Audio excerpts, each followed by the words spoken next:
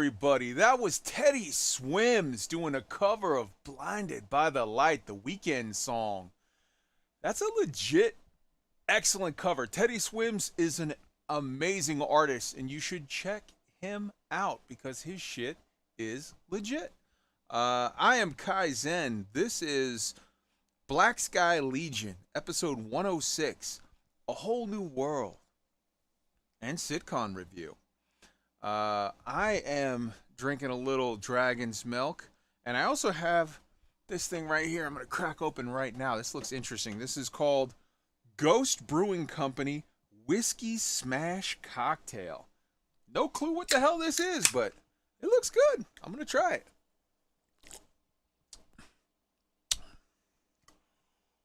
Well, that's an interesting taste. All right. So let's run through a couple of things. Our guests tonight are, first off, we got Chad Lozan. Say hello, Chad. Hello. What you drinking tonight, brother? Just some water. Okay. Nothing spectacular. Nothing wrong with that. Nothing wrong with that by a mile. Also, we've got Lady Rain. Say hello, lady. Hello, everybody. How are you tonight? Yes, yes. And last but not least, we've got Elix. Say hi, Elix. Hello, everybody. So I forgot to ask. What are you drinking, right? I got myself a healthy. Oh, sorry, that was rain. Yeah, yeah. No worries, no worries. Right now, just some good old fashioned Coca-Cola with some caffeine in it. Hell That's about yeah. it. Hell yeah. All right, all right. Actually, here I'm gonna play this now and start everybody with what the hell, and then I'll explain it here in just a minute. Let's see. There we go. Yeah. So, what are you drinking, Elix? I got me some Writer's Tears Irish whiskey because I noticed this bottle was low, so I was like, screw it, let's kill the bottle. Writer's Tears. That's Writer's what's up. Tears. Oh, Writer's Tears. Okay, okay. That's what's up. All right. So let's start with this. Some of you guys might notice that on the screen we've got New World. Let's have a little chat. First off, we're shaking up some stuff with the show. How about we start with the fact that so Wolf isn't with us this week because he's stuck in an airport. He's coming back from vacation. He won't be back until tomorrow. Tweaked isn't with us because he just caught the COVID, like literally on Wednesday from the wife. The wife tested positive and he started to feel like crap, and he's gone in for his test. But I mean, like, he doesn't have the test back, but the woman that sleeps in the same bed with him is diagnosed positive for COVID, and he feels like crap. So you do the math on that one. So we hope that Tweak will be back. I'm sure Tweak will be back next week, and you know he'll be better. So everybody send out some good thoughts and best wishes to him as he goes through, you know, a week of feeling crappy before he gets on the mend. I'm being absolutely positive that that's what it's going to be, because until I hear otherwise, there's no reason not to be. Katie is no longer going to be on the show. And I got to explain why. First off, I love Katie to death. She's good people. And she loves us and loves the show. What she doesn't like doing is talking about Star Citizen development. She explained to me very clearly, and I cannot argue with it. Like, she's like, look, I just feel bad because you guys keep playing these videos and you're talking about speculation on development stuff and all this stuff, and I feel dumb because I don't enjoy that stuff, so I don't watch that stuff. I spend my time actually doing stuff in the game and filming it and editing it, and I don't care about the stuff that's coming in 3 months and 6 months and 9 months and a year. I'm focused on doing what I want to do with the stuff that's in the game now. That's the kind of stuff that I like to make. And I can't fault her for that. Everybody's got to be true to themselves and like what they like and do what they do. And that's just where she's at with it. And I respect that. And I told her that. I told her, you know, number one, I love you, your family. You're always welcome here. Number two, I completely get it. And it would bum me the fuck out to drag you on to do stuff that bums you out. I don't want to do that. That's not cool. That's not fun for me, and that's not fun for you. So while we love Katie and she's always welcome here, she's not going to be doing the show for, you know, unless she comes on as a guest here and there to talk about stuff, but that's not her bag. That's not what she enjoys doing, and so we got to respect that. And it's one of those deals where it's like if you got a kid who, you know, doesn't want to do, like, you love playing the piano or you love jazz and your kid doesn't love jazz, your kid loves whatever they love. They love rap, they love disco, they love whatever the hell. You got to just be like, all right, well, you do you, boo. Like, you just got to, doesn't mean you love them any less. You just got to let them do what they do. Roy basically sent me a message saying he's been in a whole thing where I don't want to get into too much details, and to be honest with you, I don't really know all the details. I'm sure he mentioned it to me, but I'm sure I was also drinking at the time and whatever. I know he works for some kind of big startup company, and they're having some kind of a crisis, and it's one of those deals where it's like, I don't know if, you know, if this thing fails, how am I going to pay the mortgage and this, that, and like, you know, it's serious, like more important than Star Citizen, more important than Elite Dangerous, more important than podcasts and video games. He's got responsibilities to his wife and kids and family and all of that. And he basically said, I don't want to quit the show, but I'll be honest with you, I'm not sure if I can commit to be on the show anytime in the next year. It's that, like, crazy crisis, whatever, for me. He is spending more than half of his time in Mexico. He's traveling back and forth between Mexico and America every week. He lives like in the Midwest or some shit. And he's traveling back and forth to Mexico. So he's flying, and it's one of those deals like he's home 3 days a week and not 4 days a week. Every week for the foreseeable future. Which puts him in a spot where he's like, dude, I can't believe I have to do this, but I can't be on the show for a long time. And I don't know if you're going to want me on the show when I can come back a year from now or whatever. And I told him, your family, you're always welcome. You're not being removed as a cast member, but I completely get it that you can't be here for the foreseeable future. So that leaves me in a situation where the cast of the show now is me, Tweaked, and Wolf. And so we're going to, you know, think about some things, but also part of what Katie said really resonated with me. And on my own end, I've been thinking about, look, I'm just going to be perfectly blunt and honest with you guys all right now. I've been doing this show, and I've been sort of feeling obligated to talk about Elite Dangerous still. And just to be blunt, it bores the living shit out of me.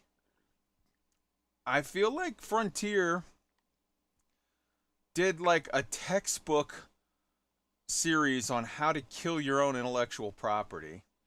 And, you know, lie to your customer base, delay, put out a bad product, then act like you didn't. And only after everybody's left, come back and go like, oops, we screwed up. Well, we get it. We'll fix this at some point in the next year or so. We'll give you some of the stuff that we told you we would give you that you already paid for. And like, I don't wish them bad at all. I don't wish them ill. I don't want to be that guy that's shitting on them. Like, I know that there are some YouTubers and streamers that they like make bank off of shitting on people and like having those memes or whatever. And I'm not gonna lie to you, when we were at the height of our criticizing Elite Dangerous, like we were getting way massive more views and stuff on videos, and like we had some videos where like, you know, 5 days in, 6 days in, it was 17,000 views or whatever, and it's like, holy shit. But like, I'm sorry, I just don't want to be that guy. I'm not interested. I don't want to be a dick, even if it's valid, even if it's whatever. I don't want to kick the guy who's down. I feel bad for him, and I'm just too bored to talk about him. Now that's not saying I'm embargoing anything. We're not boycotting Elite. Like, I know Tweet still plays Elite, and if he comes in and he wants to talk about it, I'm absolutely happy to have him. I'm just not interested enough myself to go do show notes and look up, Galnet articles and, oh, what's going on with this CG. I don't care. I'll come back and play your game maybe in 6 months. Do good shit. Maybe, do something that I'll hear about that makes me care a little bit, and then I'll do something. On the other hand, I absolutely care about New World. I cannot stop playing this game. I'm not going to lie to you. While I'm talking to you right now, I'm playing this game. I'm running around in the Everfall region collecting iron ore because I really need a lot of it to smelt my star metal. So yeah, I care a lot about New World. And so I'm going to start talking about it every week because I want to, and I do this for fun. I obviously still care a lot about Star Citizen. I feel like New World is the best game that's come out in the last 10 years.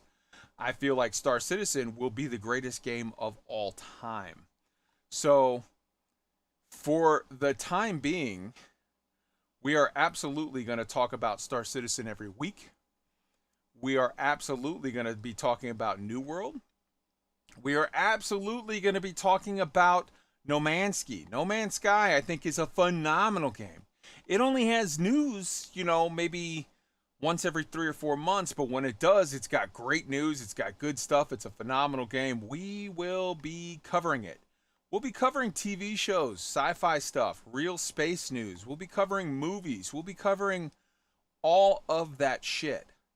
And if Elite does something that somebody on here feels worthy of talking about, I'm not going to stop anyone from talking about whatever they want to. So we'll talk about it. But so yeah, that's why you've got New World up on the screen.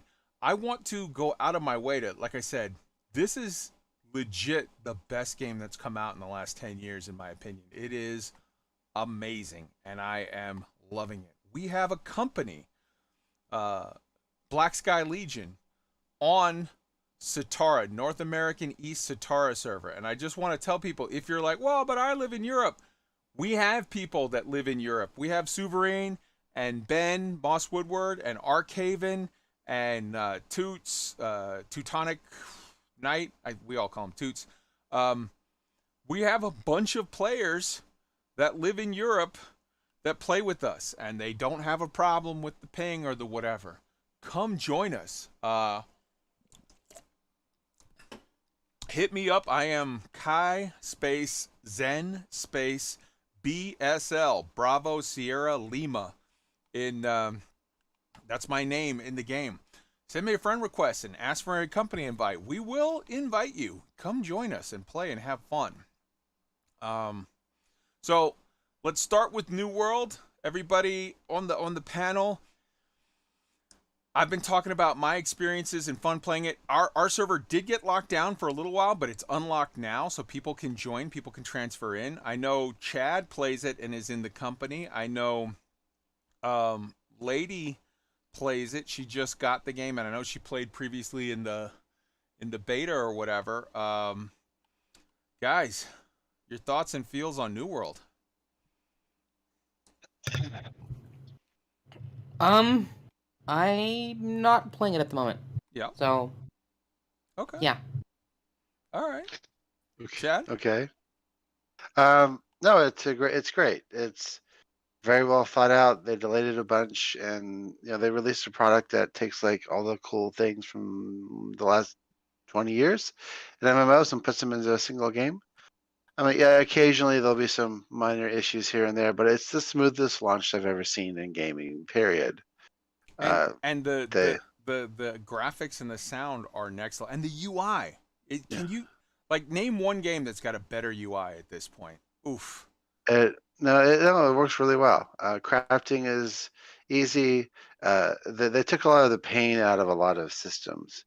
I mean, the only thing people complain about is the long travel times for stuff you have to run everywhere. But it's like a combination of like EverQuest and uh, Rift and just name a dozen different games and put them all together. Yeah. And it's what it's even though it's like a single content, there's just so much content. I'm level 19 and I haven't even begun to scratch the surface on the game overall. And there's beautiful graphics. The day-night cycle is really, really good. It looks amazing. It doesn't have to use any ray tracing or anything like that, but it looks like it does it anyway. Yeah, it does, especially with like the light shafts through the clouds and all. It's just, I mean, it's really, really good. The amount of people you can see on the screen at the same time is unreal. You're in a city, so you have up to 100+ people around you, and everything's just running smoothly. No one's rubber banding from one side of the town to the other. All the NPCs are responsive. Crafting is immediate. You can go to the storage and then move things in and out of storage, and then it's just incredibly reactive. There's no like lag or wait time. And they've done a remarkable job on the back end. And this game is built on the Lumberyard, which is the same awesome engine that Star Citizen is being built on. Yes. I also should point out for you, you're like, hey, you got to run everywhere and that takes forever. At level 19, you do. When you get to my level, I fast travel all over the place and always have more Azoth. It's nuts. I have to force myself to run sometimes just because I need to gather in the world. Yeah. I'll fast travel to points if they're near like a mission, a quest. But yeah, there's still a lot of running around to do. Gotcha. I cannot express how much fun I've been having. I have been playing this game literally every waking hour like that I'm not at work. I've been playing this game. I cannot stop. It is so good. Now, I will for sure take a break when 3.15 drops in the PU, and I will go ham on that, and it will be great. But for now, this game, I mean, I've got hundreds of hours in, and it launched a couple weeks ago. I see a message in the chat. Will this affect the Sunday show at all? It will not. The Sunday show has always been this. Basically, just now, the Friday show is operating under similar rules as the Sunday show, which is we talk about whatever the hell we want, no rules. So yeah. And it's a situation where I get it. If you are an elite dangerous only person and you're like, well, I'm not going to watch the show anymore. Okay. But here's the thing, bro. I don't get paid to do this. I do this for fun. And, I don't accept any money. I don't do anything. I don't, we don't accept sponsors. We don't, none of that. We literally have a Patreon that I tell people, don't even worry about it. I just whatever. I'll pay for all the costs out of my pocket. You don't have to whatever. And if somebody were to start putting under the Patreon, hey, that would be awesome. But like, I'm not expecting it. Whatever. So like, what that gives me is the freedom to do whatever the hell I want. And what I want is to talk about New World, and to talk about Star Citizen, and talk about cool movies and TV shows and shit. I don't want to talk about Elite. I just don't. And if I do in the future, if 3 months from now or 6 months from now, I'm playing Elite and having fun, I will for sure tell you about it. But for right now, you can't really blame me for saying, dude, you guys shat on your own intellectual property and did a really damn good job of trying to kill it. And now you're trying to pull it out. And hey, respect, good luck with that. But like, I don't have to be along for the ride. I'm not getting paid for this. I'll do what I want. And what I want is to talk about New World and Star Citizen and movies and TV shows and space stuff. So, yeah. This, we'll have more stuff on Star Citizen. On New World next week, whatever we'll be talking about. I just wanted to kind of ease people into the fact that this is what we're going to be doing. And if you want to come along for the ride, that's awesome. And if you don't, hey, respect, no problem. Your time is your time, and you do what makes you happy. If the audience for this show doubles, that would be fantastic. If the audience for this show cuts in half, so what? I mean, yeah, bummer, but like, you all need to do what makes you happy, and I hope that that's hanging out with us a little bit. So, having said that, I've been having so much fun with New World, but I feel like I should now that I've sort of warned people that they know what they're in for. Maybe next week we'll do a nice deep dive into an aspect of New World or whatever. In the meantime, come join Black Sky. Go, it's $40. Go get New World. It is an amazing game. I guarantee you that you will be like, holy shit, this is worth my $40. I think you might say this is worth $10,000, but you might also go like, nah, it's worth 80 or 100 or whatever. But like, I'm gonna play it for 200 hours, 300 hours, 400 hours, and then I got enough out of it. Okay, whatever. Different people play different ways, but you're not gonna be disappointed. This is worth it. Having said that, let's go around the table. Chad, what have you been playing this week, and what's got your interest this week? Well, New World, some New World, but mostly Star Citizen PTU. Right on. Through, Wave 113 with 3.15. Yeah, the initial release was complete trash. There's so many problems with it. Lots of and they've done in the last week. They've done a gigantic list of updates and fixes, and they've come a huge amount in a short amount of time. I feel like I need to say this. Wait, let me hop in real quick. I feel like I need to say this because there's a lot of people that aren't in Wave 1 PTU, and they might be like, "Oh, it's trash." Every Wave 1 PTU is trash. This is the process. It starts super broken, and then they sharpen it and get it polished and get it ready to put out. That's the entire point of this process. Go ahead. Yeah, so Wave 1, the definition of Wave 1 PTU is subscribers and concierge members. Subscribers, it's $10 a month. You get a flare item with it, and you get access to some extra things, but nothing that makes you better than other players. It's like, oh, you get a helmet, or you get a paint for a ship or something. But it's an optional thing they do for people who want to support the game in a small way. And you get jump point. Yeah, jump point. But the link to that is open anyway. It doesn't require a login to get it regardless. It's shared freely among everyone in the world, sure, regardless. I'm just saying, though, that it is an extra value that you get for your $10. I think it's a good value for your money.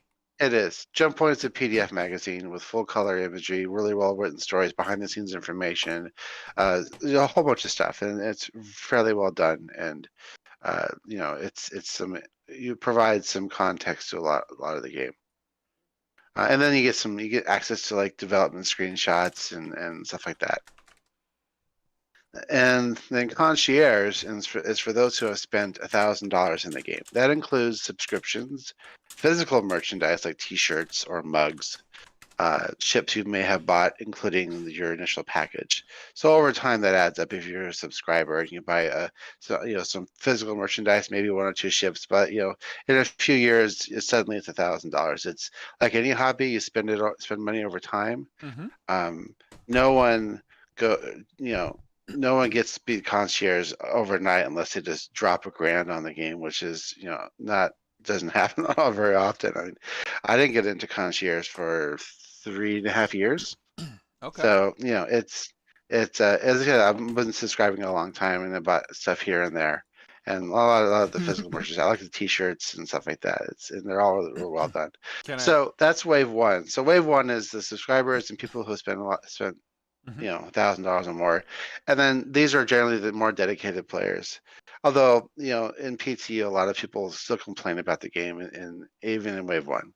But that's just that. So the first day is always complete mess, and then they fix stuff. And about a week into it gets pretty stable, and it's pretty stable now. The inventory system has had a lot of work done. It's a very different way of playing. You no longer have the unlimited bag of holding. where you can have everything you've ever owned ever accessible at all times. You have to take it with you, or you don't have it. You can store stuff in your ship. If your ship gets destroyed, you lose whatever was in your ship. If you die, your body becomes lootable, and anyone can take your stuff. And you have 2 hours not only to if go you find die, it. but your ship too. Yeah, if you're doing an FPS mission and you die in a bunker, your stuff is gone unless you can get back there and then loot your own body or have someone else do it. So it's a very different gameplay.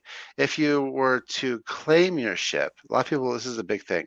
So if you have a ship and it's on the other side of the system and you want to get to it, but you have stuff in it, if you claim it, you're going to lose everything. Yes. So you're going to have to fly your butt all the way back to wherever it is, pick it up at its current location, then fly it back to where you want to go. So there are consequences for just backspacing or for trying to claim a ship just for the sake of convenience. So this is go ahead. So this is just the beginning of Death of a Spaceman. Yeah. Where your death means something instead of just push the reset button. So let's take a moment here because I feel like you've gotten way deeper into the what have I been doing this week, but it's something we were going to cover anyway. So let's take a moment and bring Elix and Rain into this part of the conversation, and let's just make this the general 3.15 PTU Wave 1 discussion. I will point out something. Well, actually, you guys know the thing that I'm going to talk about that I thought should have been a one more thing, but obviously they didn't get it locked down in time. So let's hold that off and not mention that. But other than that, 3.15, well, I mean, that's not even in yet, but 3.15 Wave 1 PTU. Let's discuss your thoughts, your feels, interesting stuff. Let's get into it. Let's have a nice discussion. Rain. Yeah, I think I've been on 3.5 PTU Wave 1 as well, and for people, again, that don't understand how it works, you have Evocati Test Flight Wave 1, which is Subs and Concierge, and then what they call the Active Participation Wave, or Wave 2, and then it goes Open PTU, and then eventually goes live. So that's the steps. And I want to basically be like, Kai was right, because this has become the survival update. It matters now having lots of gear because you're going to lose it. It matters what you carry with you. And it still feels good though. Like I found myself hanging out with friends of mine, feeling really good getting geared up. You got your backpack and you got your armor and you're setting out a loadout, and everybody's like getting geared up and getting their guns ready and their ammo ready, and it's putting grenades like in your pockets and stuff, and it's awesome. It feels good. I think the average player is not ready. The whole Illidan, you are not prepared, right? They're not. They're not ready. And I think probably Chad and Elix are gonna back me up on that, because like you're just not ready for how much of a fundamental change, a foundational change, the inventory and medical gameplay is, and being able to carry people and put them on stretchers, and how important the medical ships are going to be now. And I've already been saved multiple times by a nearby Cutlass Red. Literally walked into a bunker with my buddy Stick, and the bunker did what it would normally do, whereas you walk into the bunker and all of a sudden you're on the ground dead. Except in 3.15, I'm not dead and I'm not backspacing, right? I'm just on the ground, hurt. And so Stick runs up. He's like, "Don't worry, I got you." Hits me with the med gun, and I'm up and running. Got an injury. We get back to the cuddy, get in the bed, and okay, it's a tier 3 injury. The cuddy can handle this. Cool. Let's go finish the bunker. Wow, because 314, you have that bug where you get knocked on your ass and it kills you. That's it for maybe that session, depending. Now, because I was terrified of them putting this gameplay in, the medical gameplay, I'm like, well, what are they going to do when you walk onto the the constellation elevator and die. Well, you don't. You just fall to the ground hurt, and somebody can get you right back up. And if you're hurt, then okay, sure. Like, I was 86% health and messed up vision and things like that. But I don't think people are prepared for the changes they're going to have to make in their gameplay, and like carrying food with you and carrying on the ship at least and carrying gear, and the fact that the inventory system is so amazing that you can actually like have a backpack and then right click and open it and then put stuff in it before you even take it and drag it onto your character. It's just fantastic. It is, and I think everybody's really going to love when 3.15 goes live. Nice. All right, so Elix, your thoughts on Wave 1 PTU? So I haven't actually gotten into the PTU yet. It's Okay. been a busy week, Okay. and I haven't really had much time for gaming in general. No worries. But I'm hoping to get in on the weekend. And so, I mean, obviously I don't have any specific opinions about the PTU itself, except for changes being made. But I think that it's good that SIG basically sort of broke the news that there would be a big wipe for the patch sort of ahead of time, because it started to draw people's attention to the fact that, hey, this game is still an alpha. There hasn't been a wipe in over a year and a half. You've been able to keep your stuff. There's been major events where you've been able to earn tons of credits, like Xenothreat. This is for a lot of people. A lot of people have talked about over the last year or two how it feels so much more like a finished game. Yeah. Still not, but it's coming together so much more. And this is a reminder that it's still alpha, and the changes in 3.15 more than back that up. And like the wipe was basically early warning that shit's gonna get wild. And that is tier 1 actor status. Yep. Where now you don't just instantly die and respawn, you go downed. You have wounds. You have drug levels in your blood. You can be intoxicated. People can screw you up by intoxicating you. There's been stuff posted to Reddit and to in people's Discord servers and stuff like that, showing bounty hunting, chasing people in armistice zones and landing zones with the medical gun, overdosing them, and then dragging them away. And being like, "You're coming with me." Xylo said on the Spectrum today, this is not intended gameplay. So they're roofing people. Right, yeah. It's not intended gameplay, but that's just like outside of a armistice zone, you could in theory still do that to somebody. You just zap them until they fall over and just go, "You're coming with me." All right, one moment. Go ahead. Public service announcement. Kids, don't roofie each other. The more you know. Go ahead. Don't do drugs. No, kids, it's great fun. It's great fun. No, but seriously, what that made me excited about is thinking about potentially, and again, this is theory crafting, but it fits right into everything that we've just seen come into on PTU right now. Imagine trank guns for bounty hunters, where it's actually balanced and intended gameplay.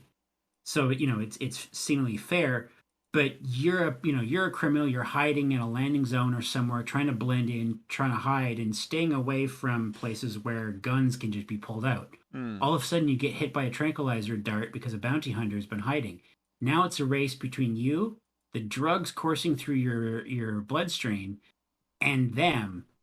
And you got to get out and get to safety before you pass out and before they catch up with you and tag you and drag you off. That's basically the only thing that SIG needs to do, is actually make that officialized gameplay and balance it. And, figure out how to make that a legit thing, because we can do it already now. It wasn't intended to be this strong in this way. I want to call out a response to Commander Diamondfast in the chat.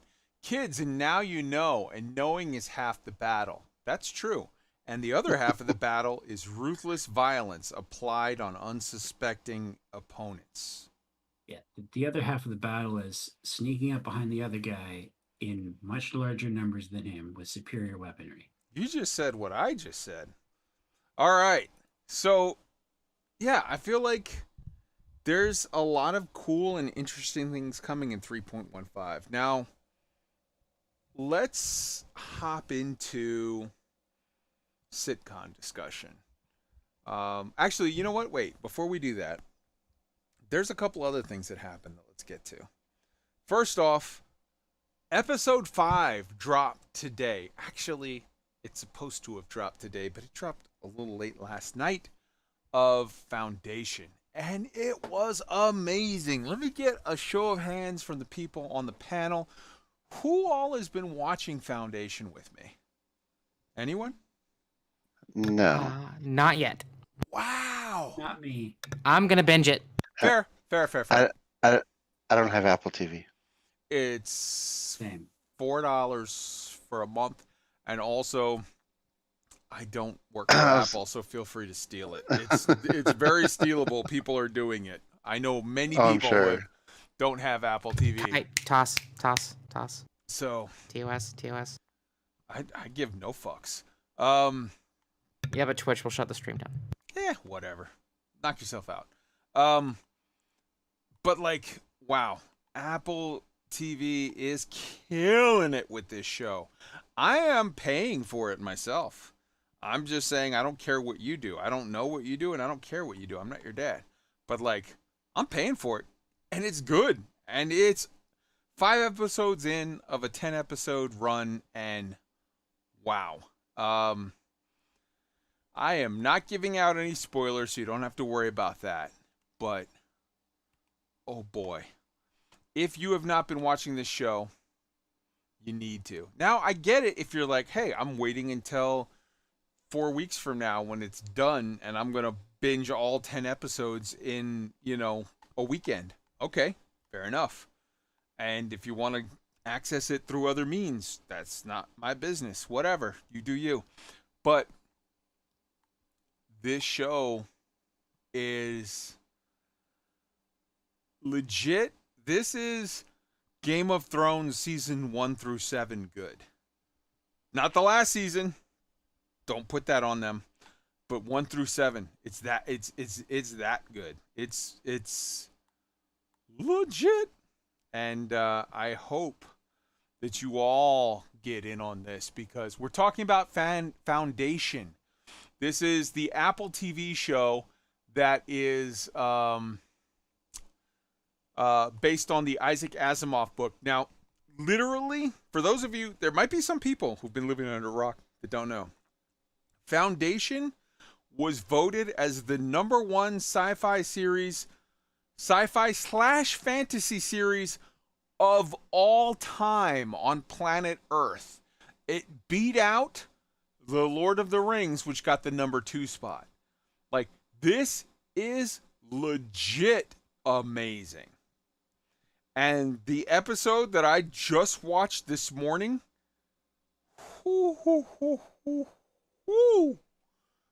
where it went with things, I was like, yes. And where it ended was like, how? How did you do that? I want to know. I would right now pay $100 and end the stream to watch next week's show.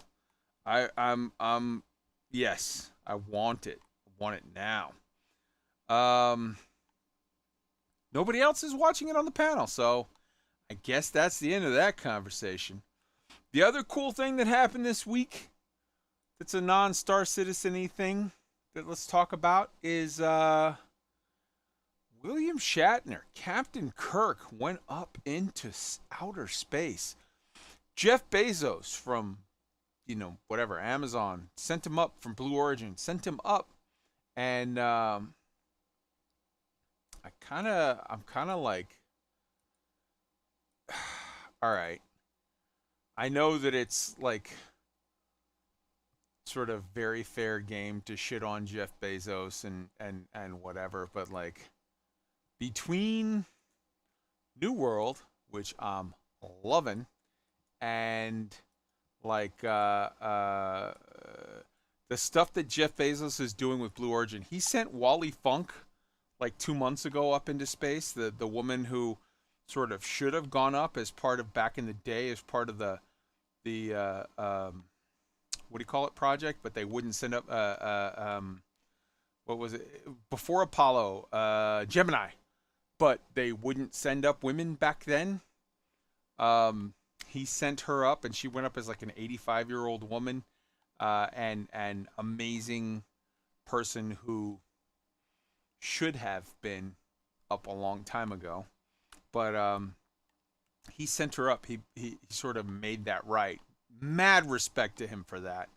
And I'm not even a Jeff Bezos fanboy. I'm more of an Elon Musk guy, but like, whatever, man. Still mad respect for that move.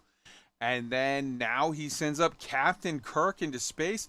I saw a picture. It was so hilarious. It was William Shatner in the in the command module or whatever for Blue Origin, and he was holding up a post-it note that said, "Hey Picard, suck it."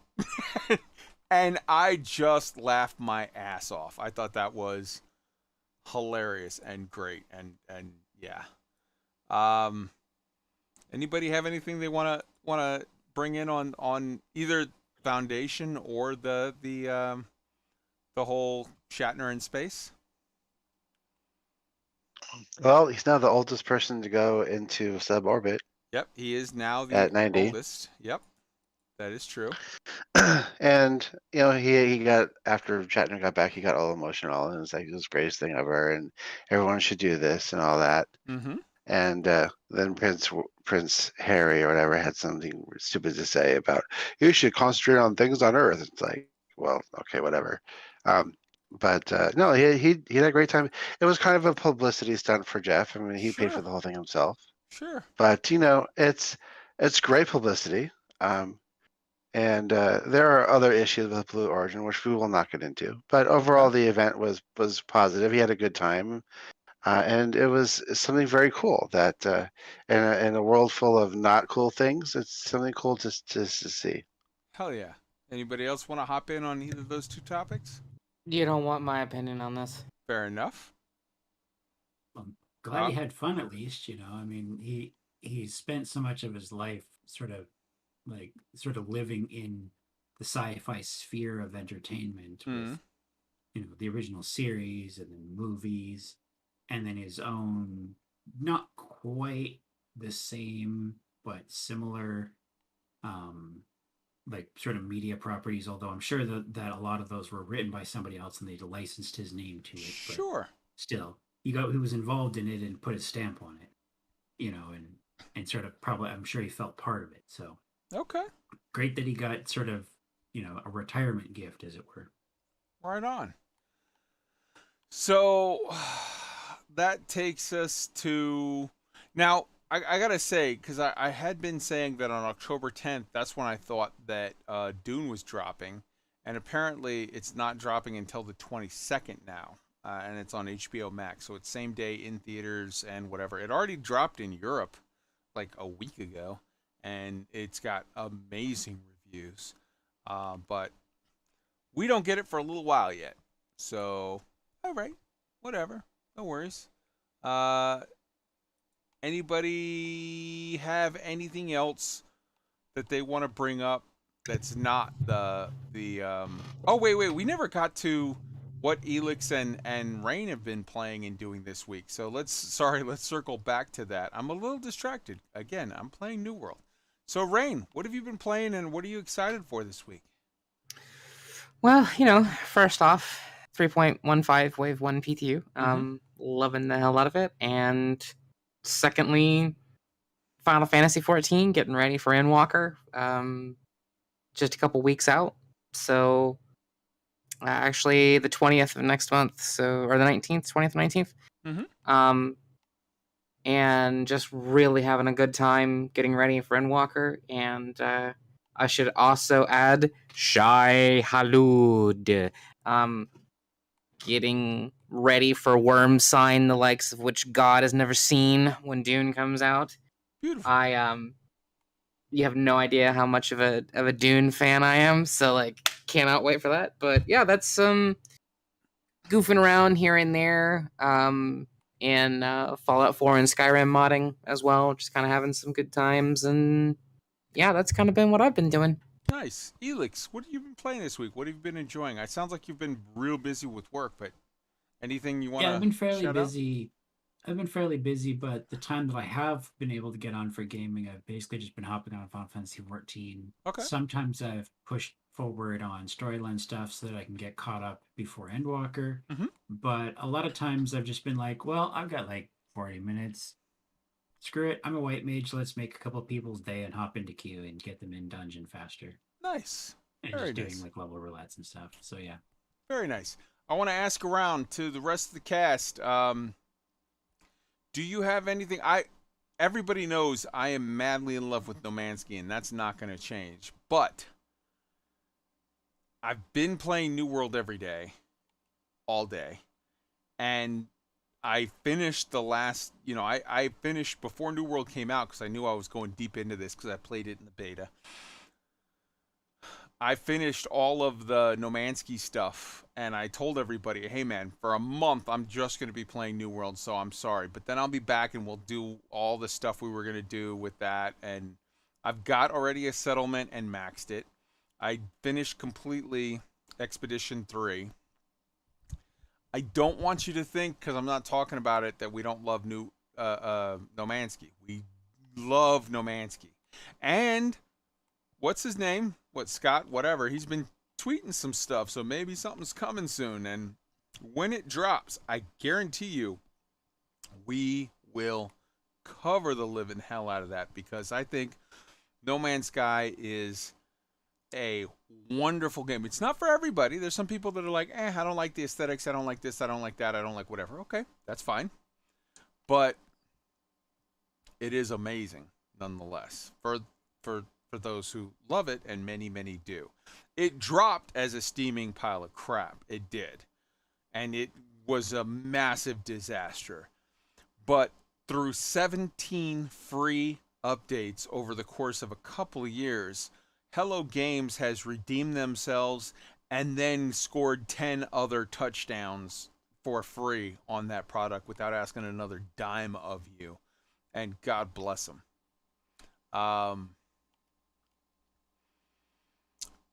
The Go ahead. news, just to jump in, the real news, as it were, even though it's not really that much news, is at yesterday evening, the No Man's Sky account tweeted a tweet that had nothing in it except an emoji of a worm. And if you have followed No Man's Sky for a while, you know that when they just randomly tweet out an emoji for no reason at random, something's coming. That is the hint at the next patch being dropped. Hell yeah. So much excite, and when it happens, we will have you covered. Can I be a little bit snippety here? Okay.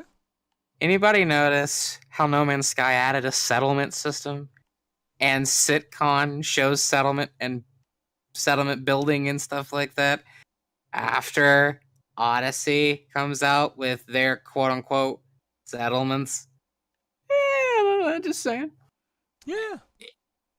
CIG, I mean, I don't know about No Man's Sky and Alex, I'm just joking around before we go into, hey, they've been doing this for like 6 months or whatever. I'm just joking around. Yeah. Okay. So, one last thing. Let me ask everybody. Before I do my last thing, let me ask everybody. Do you have anything you want to add? Anything that's been exciting you in space, or just whatever? Before we move on, Elix, you got anything you want to throw in here before we jump to the meat of Star Citizen? Not in particular. Okay. There have been a few games and stuff that I've seen that look pretty cool, but I don't have like organized thoughts to say about them. Okay. But there's always new stuff popping off, so that's the insight that I've got there. Well, for you guys are gonna have a lot of opportunities to be on for the next month or two as we figure out, especially as we figure out how what all we're doing and how we're doing it and whatnot.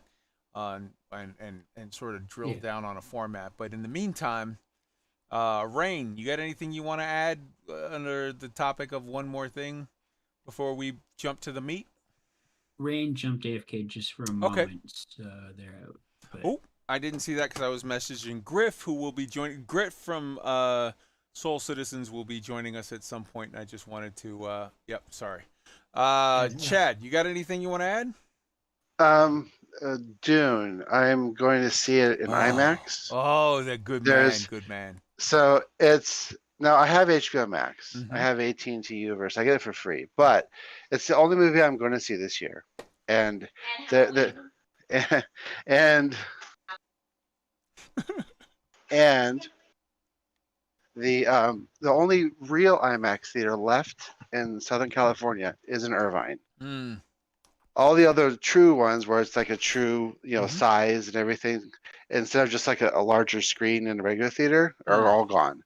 So I bought tickets to the IMAX showing in Irvine, which is about a 90-minute drive from where I live, on the 23rd. Right on. So I've been there before for other movies. It's an amazing theater, and I can't wait to see it on a gigantic, legitimately huge screen. Hell yeah. That isn't compromised in some fashion. Hell yeah. I'm going to see it on the Dome IMAX that they have in the Tuttleman at the Franklin Institute in Philly, because hell yes, that needs to be seen on a big ass screen. All right. So my one more thing and this is totally within our purview of space related shit, but I'll be honest with you, this is something super old, but holy shit, is it pretty good. Have you guys seen The Last Days on Mars, or The Last Days of Mars, the Liev Schreiber movie? No. I have not. Can't say I did. Okay. Hold on. I'm just getting messaged by Griff, who's saying he's about to join in. So Nice. when he does, we'll announce him and do the whole 9 yards. So Last Days on Mars is a movie from maybe 10 years ago. I just came across a commercial for it or whatever when I was like looking at other stuff, because I think I was watching a space documentary. I put on something on the second screen while I'm playing New World, and it's mostly space shit because I'm a space nerd. And it came on, and I saw the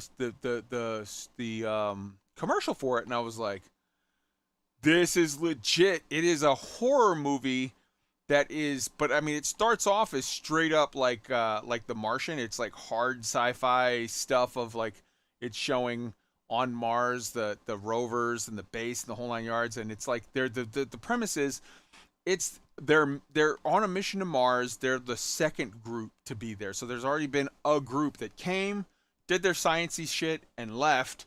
They were there for 6 months. They came, did their sciencey shit. They're on their last day of their 6-month whatever, and somebody finds something. And I'm going to start to be super vague here because I don't want to spoil it.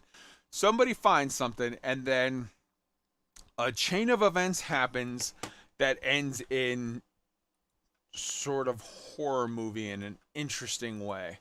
And I love Liev Schreiber. I loved the Mars shit that I was seeing there, and it was $2.90 or whatever to buy it on Amazon Prime in the SD view. I always buy stuff. It's like $4 HD, $2.99 SD. I'm like, dude, I'm playing it on my second screen while I'm playing New World. I don't give a shit. So, yeah. Riamar, what I'm talking about is the movie on Amazon Prime called Last Days on Mars, which is a very cool horror movie that's set on Mars that stars Liev Schreiber and a bunch of really cool actors. I can't tell you the other names, but I like them. So check it out. I give it my highest recommendation. I don't want to spoil it. In the meantime, I'm always going in tune. Right on. Thank you, brother. In the meantime, Griff just joined us. We've got Griff Gaming RPG from Soul Citizens in the house. Hey, Griff, how are you, brother? Hey everybody, how's everybody tonight? Fantastic. How are you? Good. Are you hearing any road noise or am I sounding okay? Very little. You're fine. Don't worry about it. Okay, I'll mute if necessary. It's all good. It's all good. But I want to ask you briefly. So what we've run through so far is our feelings so far on PTU Wave 1, on Foundations up till this episode without any spoilers, on the last mission to Mars, and what have you been playing and what are you interested in this week?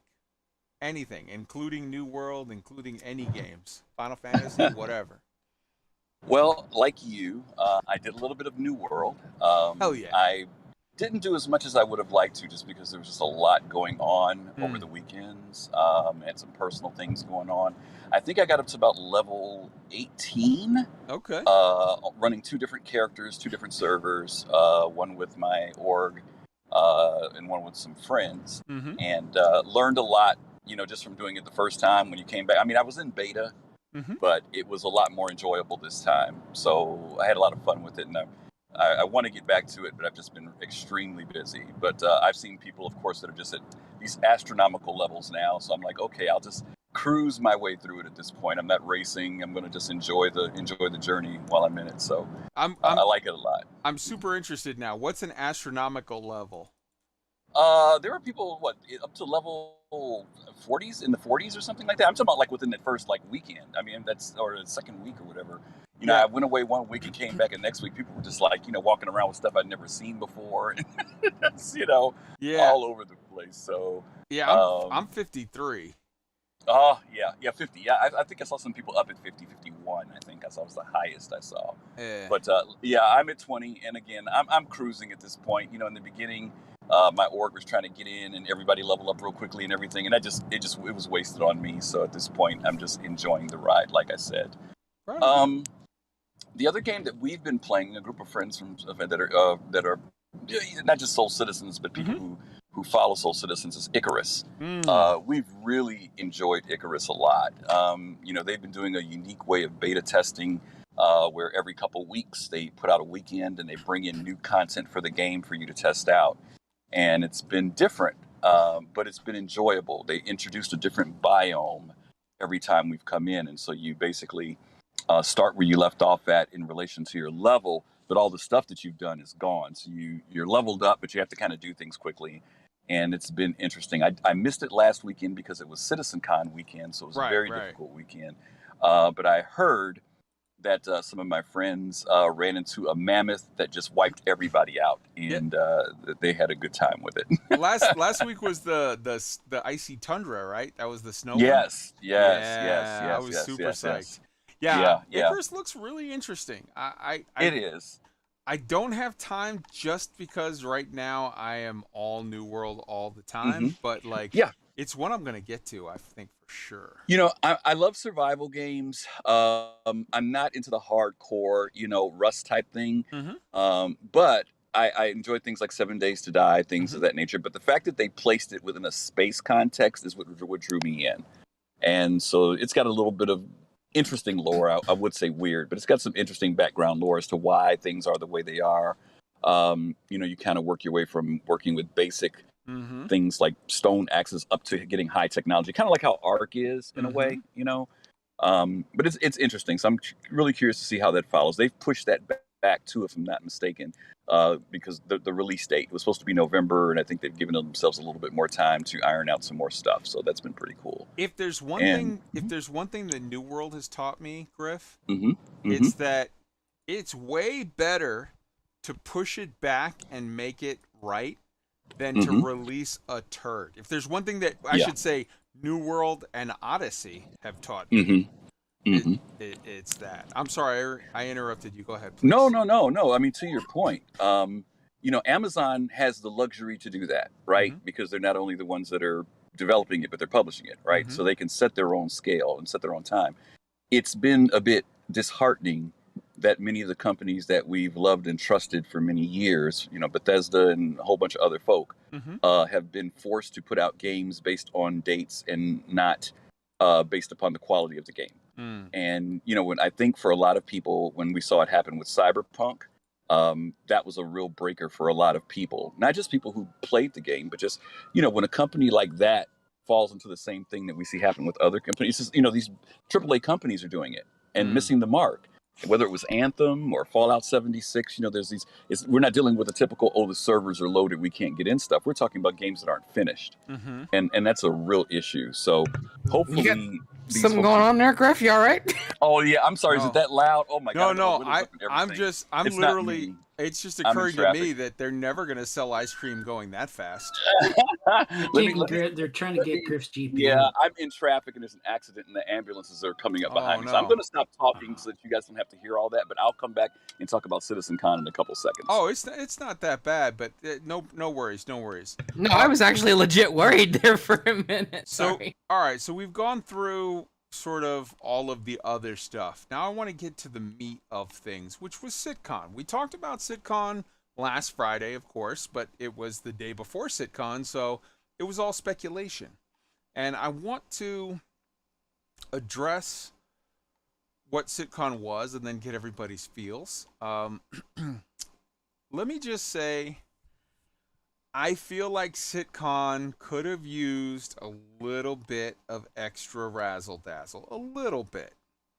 But there are some people that are sort of going on Reddit and whatnot and are throwing a tantrum and saying like, this Citcon sucked. It's, didn't have enough exciting this, that, and the other, whatever. I want to call out one in particular, and I like his stuff in general, and I like him as a person, but I want to call it out. Salty Mike did a whole thing where he was like, Citcon this year was not exciting. It didn't have enough whatever, and I didn't like it. And let me tell you something, Mike. I like you. I've been on your show like 5-6 times. But you don't get the right to go on every week and talk about how they need to stop doing anything that's not the game. Because before, you have literally called them out and said they spend 6 months putting together an awesome presentation of bullshit that's not stuff that's in the game, and then they don't do enough stuff. Griff, you're hot micing just a little bit, bud. That's so weird. How is Griff hot micing when he's listed as mute? All right, whatever. It's like you've gone through and said they spend half their time working on presentations and baffling us with bullshit and not spending enough time doing stuff in the game, and I don't like it. And you've over and over and over railed at them for not doing enough work in the game and doing too much razzle dazzle. And then they turn around and do a Citcon that is exactly what I was hoping they would do and said that I wanted them to do, which was, A, don't spend a lot of time creating stuff that's not real. Like, and not saying like the sandworm is not real. It will be real one day. They'll get to it eventually. But what they showed us was a very tech demo-y type thing. And that's what you have to do with a project like this to drum up hype and get money in the early age of the project when it's not mature. That's normal. That's part of it. That's what you do. But Star Citizen is now mature enough that they don't need to and should not be doing that. They should be doing exactly what they did, which is we're going to show you legitimately what we're working on. We're not going to invest a whole lot of money on a tech demo. We're more focused on putting real shit in the game, but we're going to give you, a nice little presentation. We're going to give you basically extended versions of ISCs where we tell you, here's where we're at with this, here's where we're at with that. We put together a nice little presentation, but we don't waste hundreds and hundreds of dev hours that those devs should be working on putting out a finished product of game.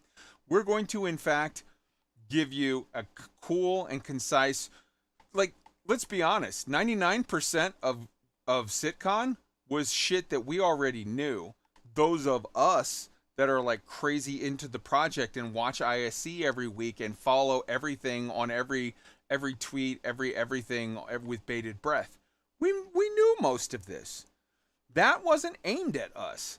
That was aimed more at sort of a little bit at the general populace, but also a lot more at the people who catch maybe 1 out of every 5 ISCs or whatever. Like that, they're like, hey man, I backed, but like I don't pay that much attention, and I'm playing, WoW or Final Fantasy or whatever right now, and I'll come back to, Star Citizen at some point. This was aimed more at sort of getting them caught up with, okay, here's what it is, here's whatever.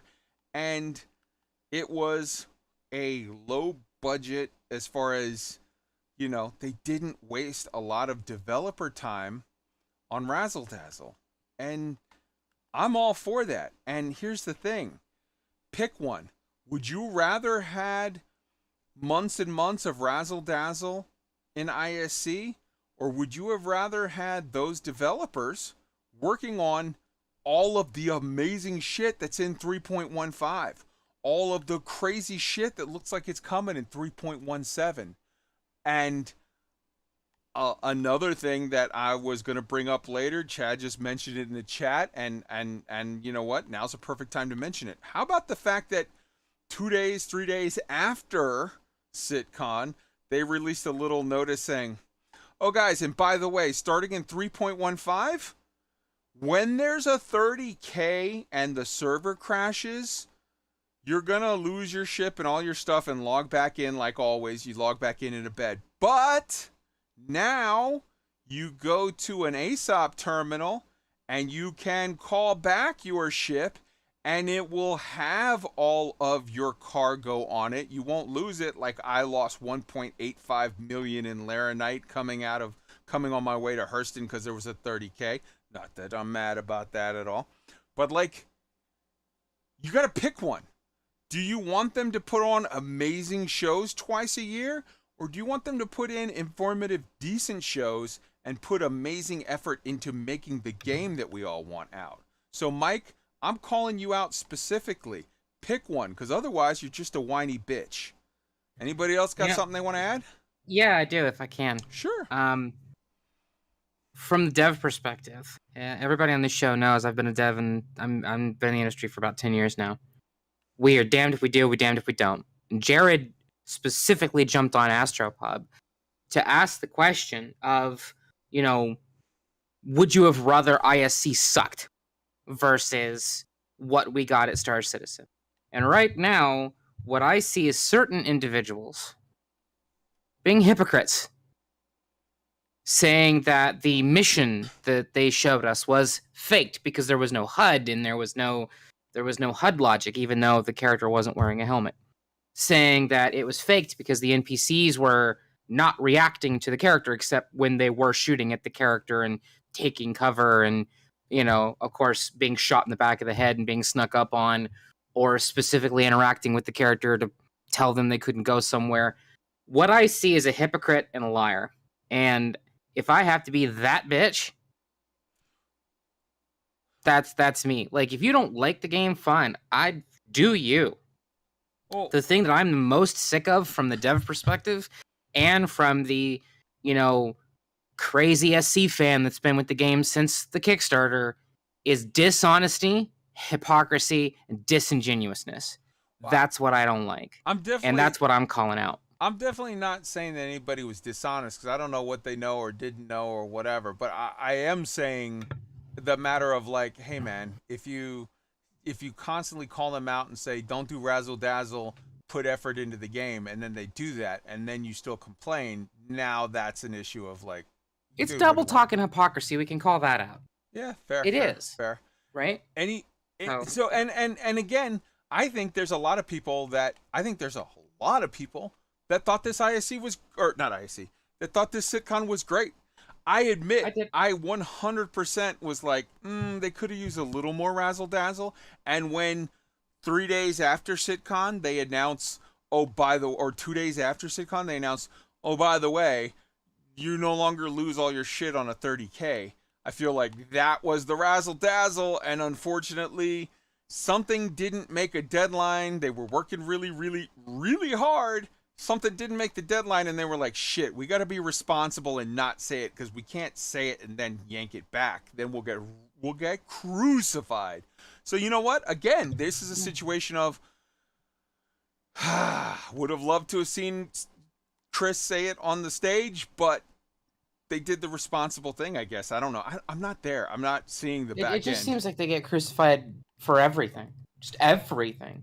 So, I mean, what do people want? Like you said, pick one. Yep. Pick one.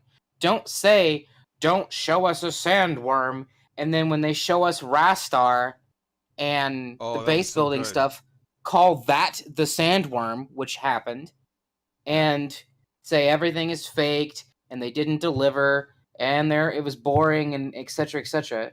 You know, it's just like, don't double talk and don't be a hypocrite. Outside of that, I don't care. Like, you know. Yeah. And I'm just gonna jump in for 1 second. Sure. Griff dotted, and he doesn't know that we're kind of just. I'm sorry. Yeah, we're casual, so let's call on him. Yeah, we're freestyling it. Griff, what did you think of Citcon? We're just having a freestyle conversation today. Okay. Yeah.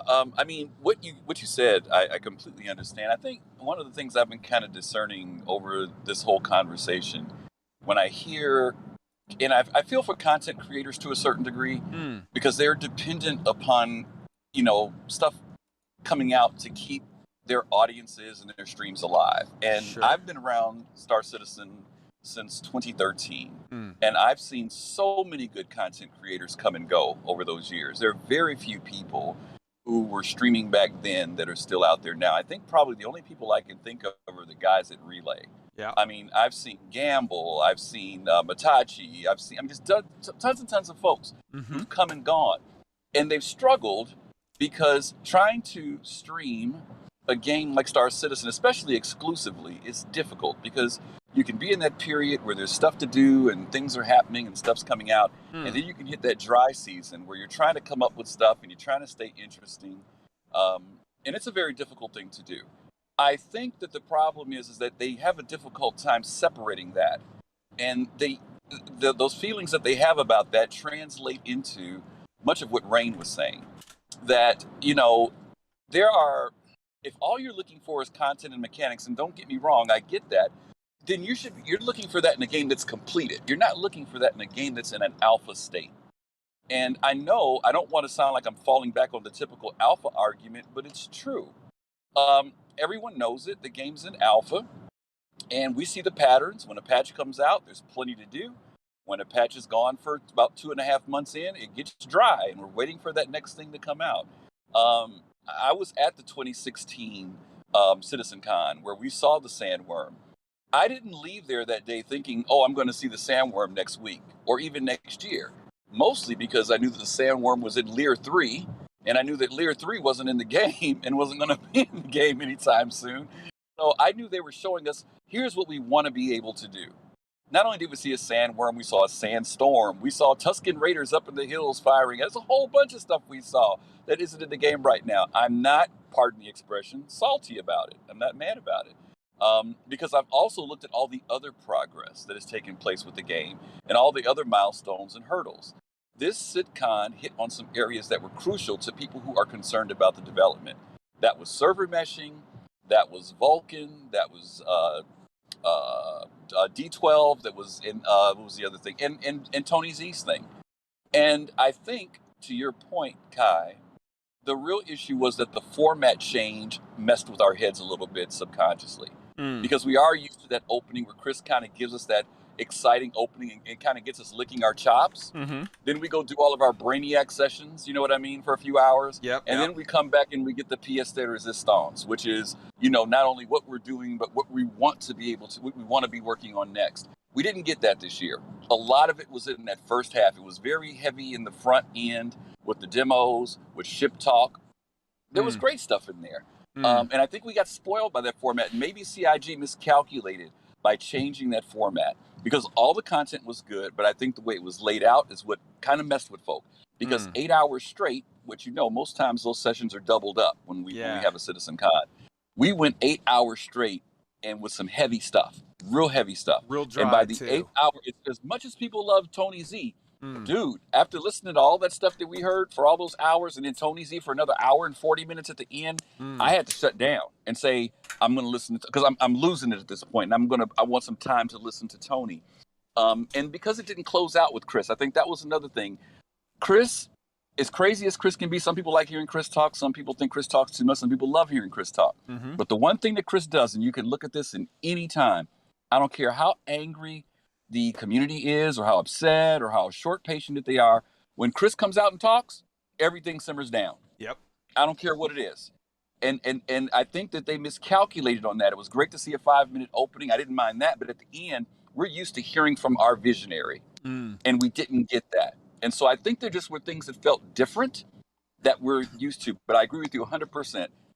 They didn't have all that stuff that we normally, because people complain about that. Oh, they're doing all this stuff. It's not real, blah, blah, blah. Then they give us one where they say, this is where we are in the game. And I agree. They can't afford to keep doing that anymore. We get the vision. Now we want to see where you are and what's going to happen. And I think that's what they showed us this time around. I really do. I enjoyed Citcon. It was a serious burner, but I enjoyed it. And to be clear, I'm not calling them out and saying they were wrong to do the razzle dazzle earlier. They were at that stage in the project where that's what you do. But the game is matured to the point where that's not what you do anymore. Now what you do is you have your guys head down getting out a product, and you don't promise shit that's 3 years, 5 years down the line. You just show where you're at. And yes, maybe that's a little less exciting. They've actually been moving towards this on a trajectory. It's just there was no Citcon last year, so it's kind of that trajectory is interrupted. It's harder to see. Because back in I think it was even 2018 for that Citcon, they focused more on stuff they're working on rather than showing us Lear 3, which they have and which is Lear where the 3 worm is not going to be in the game for a long time. Yeah. They showed us Microtech. To be clear, they didn't. I'm sorry. Let me hop in real quick. I'm so sorry, but let me hop in real quick just to say this. For all those people that say Sandworm's a lie because it's not in the game and they showed blah, blah, blah, blah, blah, blah. Here's the deal. Sandworm is on Lear 3, which is what Elix is referring to. Lear 3 isn't in the game yet. So that's like saying Odin's a lie because we don't see it yet. No, we know it's in the game. We know it's a real thing. We know all the shit's happening because that's where Squadron 42 is mostly set, but it's not in yet. So you're not seeing it. That's, Bangle's a lie because it's not in the game. No, it's not in yet. So that's just because I think when you say Lear 3, there's a lot of people, Elix, that get what you're saying, but there's a lot of people that didn't catch that reference. So I wanted to make that clear. Yeah. Sandworm's not a lie. Sandworm's just a promise that hasn't been fulfilled yet because the place that it exists isn't in the game just yet. And now I'm going to let Elix talk again because I interrupted him. Go ahead. Yeah, that was basically exactly it. Is like they showed us Lear 3, and they knew that they weren't going to be putting Lear 3 in the game for a good while. But it was a test demo to show off a bunch of things that they had prepared and that they had in the designs and plans. But then the next year they said, no, we're going to focus more on, because, people complained, people knew, were like, yeah, okay, how long until the Sandworm actually gets into the game? And they, some people were disappointed to learn that this cool demo is, 6-7 years out maybe. But so then they said, no, we're gonna focus more on showing you stuff we're working on, stuff that's in the near future, on the path. So that's when they showed us Microtech. That's when they showed us the Carrack instead of, putting together some sort of outer shell of. Like when they showed the Kraken, when they put the Kraken in game, it was just that was basically the concept model, and it had no interior. But it was just like, here's what it looks like to give you an idea of what the scale is in the game, and you can walk around it and everything. But, that's not the same as, whereas before then it was like, okay, we're going to show you the Carrack. A few months after Citcon, oh, look, the Carrack's done and it's in the game. They've been on this trajectory. So was Microtech. Well, yeah, but like the planet and all of its moons too was like, hey, now it's in the game. Hey, now you got Microtech. Yeah. The mission itself wasn't in there, for who knows what reason.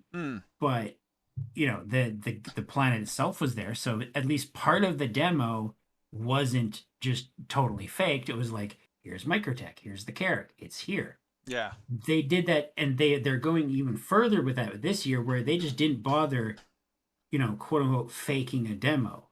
They probably threw the settlement and stuff together in the editor, but it's still running in the engine. It's still a person playing it. They can play it directly in the editor. Yeah. So I want to be very clear, because some people might be like, wow, this is whatever. I'm doing this backwards on purpose for a reason. We're starting with the controversy or the whatever, how some people, and to be clear, I think the majority of the people were quite happy with, or at least I was quite happy with Citcon. But I think there are some people that were whatever. So I wanted to address that first and then work our way around to general stuff, what we liked and thoughts and whatever. So Chad, addressing that whole aspect of how some people were sort of shitty with it, what are your feelings on that with regard to Citcon? Well, it was the first two things, the ships and the life in the verse, were for normal people, for people who back the project, who play the game. And then afterwards, it went deeply technical. Way deep, like GDC. It was like inside baseball. Get your scuba gear on. We're going for the deep dive technical. But I mean, here's the thing. That was super dry and super, super dense. But, and I'll admit, I was playing New World through the whole thing and watching it on the second screen. We had a big watch party with a bunch of people. A lot of it, at the time, I didn't get. I was like, what? But as Super Mac Brothers and, Soul Citizens and what do you call it? What's that guy? Ray whatever and Myers. Ray's Guide and Myers and Subliminal, as all Morphologist, as Board Gamer, as these other guys are sort of taking the dense, dry information that was given and like explaining it in sort of a little bit more layman terms.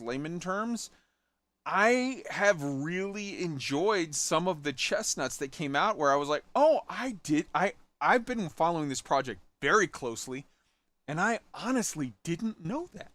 So like, it was good information that was given. It was just super dry and super dense. But I mean, there's a value to that.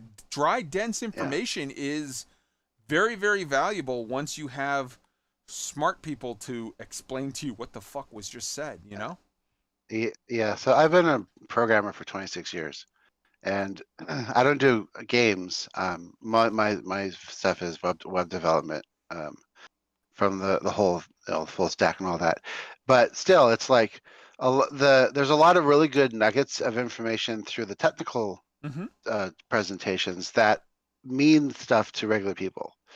It's like, oh, by the way, then we're doing this thing in the next patch. Like in the Vulkan panel, they were like, at the end of the presentation, they're like, oh, by the way, we're implementing these key features in Vulkan in the Gen 12 renderer in 3.15. And here is a list of those things that are now being brought into the game that will be released in a few weeks. And so little stuff like that, that it's like there's actual, this some of the stuff, it's a long way away. Some of it is not so long away. But it's hard to communicate that through the incredibly just dense overload of information that's assaulting you for hours on end. But I mean, when you get one big, con, that it like by I think by its nature, like how like the only other thing they could have done is not given us the info, which like give us the info or not give us the info. They gave it to us, and now it's a matter of every last one of those videos is up on their YouTube page forever. And you can go through and, like I said, check out Board Gamer, check out Myers, check out Subliminal, check out Morphologist, check out these people who then explain like, well, hey, I actually am in the industry, and let me tell you something. This is what this means about Gen 12 and Vulkan. And then you're like, okay. Or server meshing. Yeah. Yeah, it took me a few days to watch Tony's thing, but Tony's thing was actually not as it was easier to follow than like say audio or Gen 12 or networking or stuff like that, because they had this like roundtable discussion and they Yes. gave concrete examples on very specific things that we've done, Xenothreat, Ninetales, and what they want to do to enhance those features as well as Jumptown and other events coming up and other systemic events that will self-activate based on conditions by the players in Quanta. And it was really super interesting. There's a lot of really useful information in there. The last third was Tony showing the nice user interface to launch events and so on. Quanta. But it's like super transparent. Yeah. Transparency, where like here's everything we're doing in incredible detail. Yeah. We're going to bury you in the information. We know this. Others will interpret, and it'll be fine. But if you ask for information, here it is. So to be clear, Tony's thing wasn't a thing. Tony's thing was actually two things. Tony's thing was the first thing was him sitting around with two dudes doing like a chat. And Tony, I mean, I'm just going to say, and I'm not making any allegation. I'm saying Tony looked like he was just coked up. He was crazy hyper. But I think what that was, I mean, I'm certainly not alleging that he was high. I'm saying the dude was crazy, as Borat would say, much excite about like he was sitting down with two dudes who were high level and like having a crazy conversation that was clearly not scripted. That was, they were like throwing out ideas and bouncing ideas off of each other, and one would be like, you know, and then a guy could do this, and he'd be like, yeah, and you could load cargo like that, and then this would happen, and it was so obvious that it was spontaneous. I mean, I'm sure it was pre-recorded, but it was recorded clearly live, and they were live pinging ideas off of each other and riffing like jazz musicians, but as computer code dudes.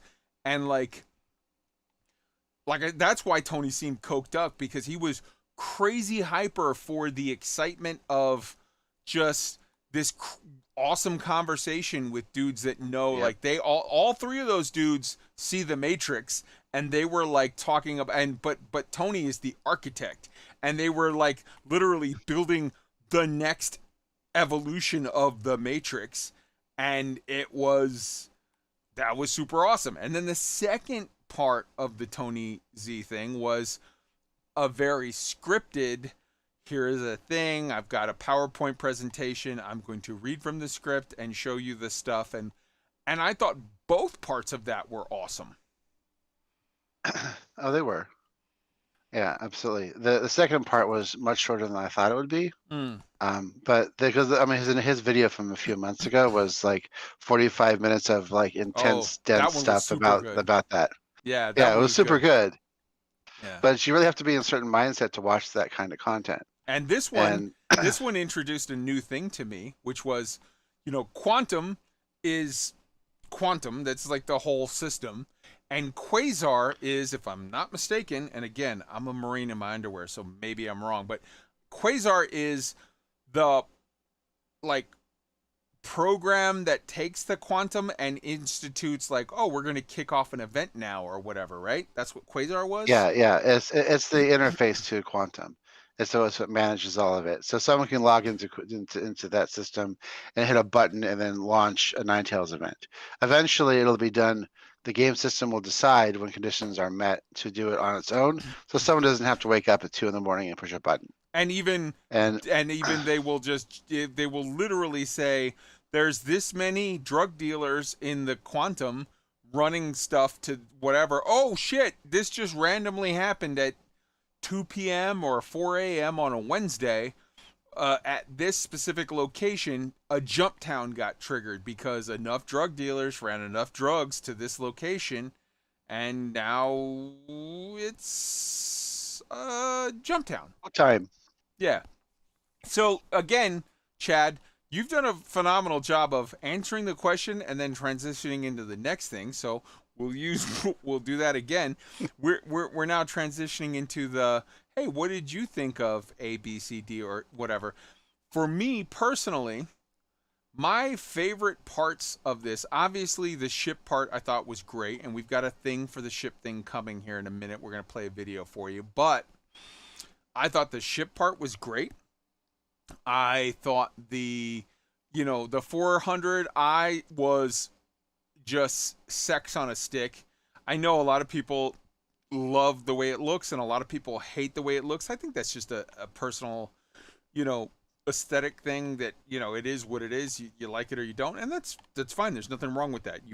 Everyone's feels are their feels, but you've got a ship that has a motorcycle built into the nose. It's luxury and exploration, and I think that's gonna be my ship. That's gonna be my murder hobo home. That's gonna be where I store all of my gear sets and travel from place to place, and sort of go and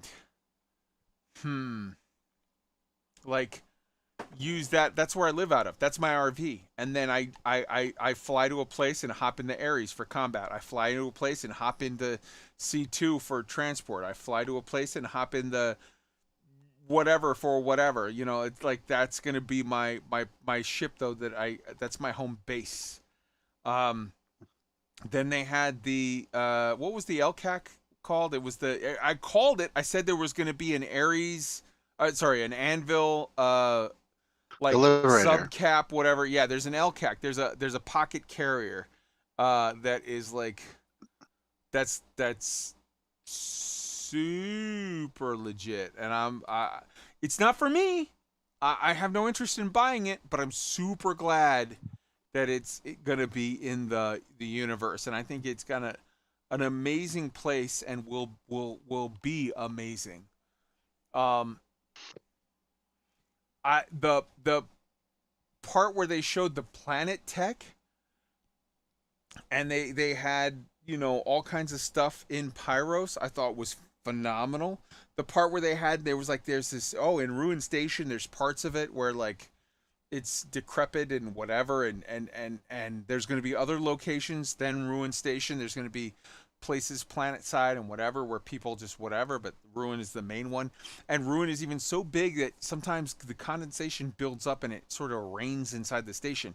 And I heard from someone that seems silly and stupid and whatever, and it's like, bro, the United States Air Force has hangars that are so big, they legit right now on Earth, the United States Air Force has hangars that are so massive that when the condensation and the precipitation, what is it called, the humidity, when all of that is right, the levels are right, you get thin clouds at the top of them, and it doesn't rain hard, but it drizzles a little bit inside those hangars. Yeah, they're large enough to have their own weather system. That is a real thing that exists on this planet now. So when you say that wouldn't exist on some massive space-based whatever, I say check your facts, son, because you're talking out your ass. But go ahead. The one thing that they can sort of point to as valid criticism is that in the video they were showing it raining using the default planetary rain effects. It's not going to look like it's a thunderstorm. Well, it's early days. They said this is a placeholder where obviously it's going to look different. There you go. So they straight up pointed out, we know it looks stupid right now. It's not supposed to look like, a summer rain. So you're saying that the people that had a valid criticism had it because they weren't paying attention. Fair enough. All right. So let me get back to what I was saying, which was the stuff that I liked, the moss and the plants and the things where they were showing the rocks on the hills. Amazing. The mission thing I thought was super cool. But the one thing that, to me, was the most exciting of this entire Citcon, aside from the ships are always, you have to break out the ships to a different category because ships are just amazeballs. But other than that, the thing that got me so hyped was when they showed the base building system and that we're all going to get access to that and build our own bases. And it literally showed it's not like you get to choose from these 50 buildings. It's you get to build custom made buildings out of these hundreds of parts. And when you take hundreds of parts and build them however you like, you end up with millions of possible permutations to design your own shit. And that got me so goddamn hyped. That to me blows the doors off of Sandworms. Just me personally. You might feel differently. So Yeah. let's go around the horn and one at a time. Let's start with Griff. What was the shit that you loved from this Citcon that like got you the most hype? Believe it or not, it was the opening about life in the verse. Again, we weren't prepared for that to be what would have been probably the keynote, but because they did it very subtly. You know, normally there's a little bit of buildup, but I went back and watched it again, and I realized watching it the second time, they're showing us pyro. You know, you know, before I guess we were expecting to pop through some gate and, you know, see it with, like you said, all the frills. But they didn't do that. They took us right into it. I was blown away with the new. I had a friend of mine, in fact, when we watched it in 2018 or 2019, rather, and they went through the gate. And my friend was saying, "Oh, I can't believe they're not going to do these wormholes anymore. They're doing a gate." And I said, "Well, maybe they're going to do both." I said, "Maybe they're going to do something organic and do something that's man-made." I said, "But right now, that's what they wanted to do, just to introduce that we're getting ready to go into pyro." And so when they came back and showed us this new thing that they did, that whole, you know, wormhole cloud, you know, tech that they created, and then talked about the Swiss cheese effect of not only is there the main entrance and exit, but there are these other much more remote ways or for other people to get in and other illegal traffic can come through. When they talked about the fact that on one side, it looks very pleasant as you enter, and on the other side, it looks more ominous when you go through. I mean, those things right there were amazing. And then, of course, when they went down to the planetary and we saw the cloud tech, and I remember when Horizon or Orison, whichever way you want to say it, came in, you know, we saw it it looked beautiful. And then once people got there, like, oh, the clouds are kind of flat. You know, Microsoft Simulator's clouds look way better. It'll be a few years before they get it. Look at what we saw the other day. The clouds looked amazing. And, you know, there's so many factors of what's being built into this game that people forget about. Just to give you an idea of what I mean by that, couple of years ago, they showed us the weather tech in this game, that there's actually atmospheric changes that take place on the surface of the different, you know, planets and moons, which will cause rain to happen or snow to happen or a windstorm to happen, not just because it's scripted, but because of the way there's an actual biome, a weather biome that actually exists in the game, which makes it unpredictable, which means that there are going to be occasions when you want to fly back to your base and maybe you can't get there because a weather system has come in that prevents you from landing, or you can't land somewhere, so you've got to take vehicles in. There's so many opportunities for things.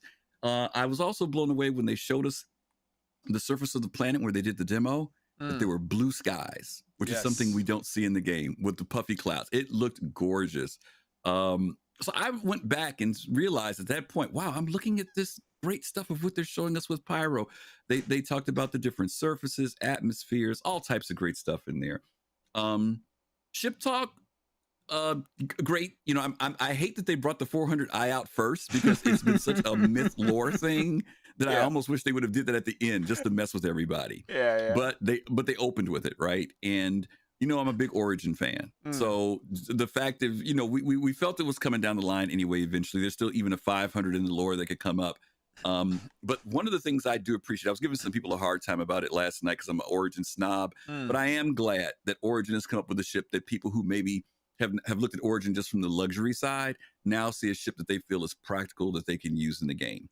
So I thought that was very cool. To your point, Griff, to your point, I'm thinking I'm gonna buy this ship, and it's gonna be my first Origin ship. So you are exactly right. Okay. I mean, I'm that market. Yeah. There's some tweaks that are going to come with it, and I think that once those tweaks come in, there'll be more people that will definitely go for it. The Liberator was a pleasant surprise.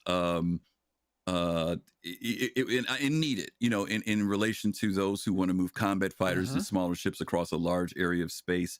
So it's definitely creating a good opportunity for people who are in orgs who maybe aren't great combat fighters, but they're great for support, and they're willing to contribute that way by helping to move folks around, or someone who's entrepreneurial, who starts a business and moves people around. I mean, it's a great thing.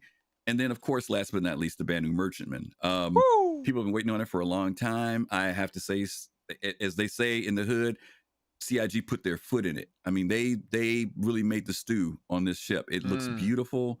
I think people are happy with it. Those of you who got it at the original concept price of $250, I know you are shouting with joy, because it's going to go up again. I guarantee you. It's not going to stay even at 500.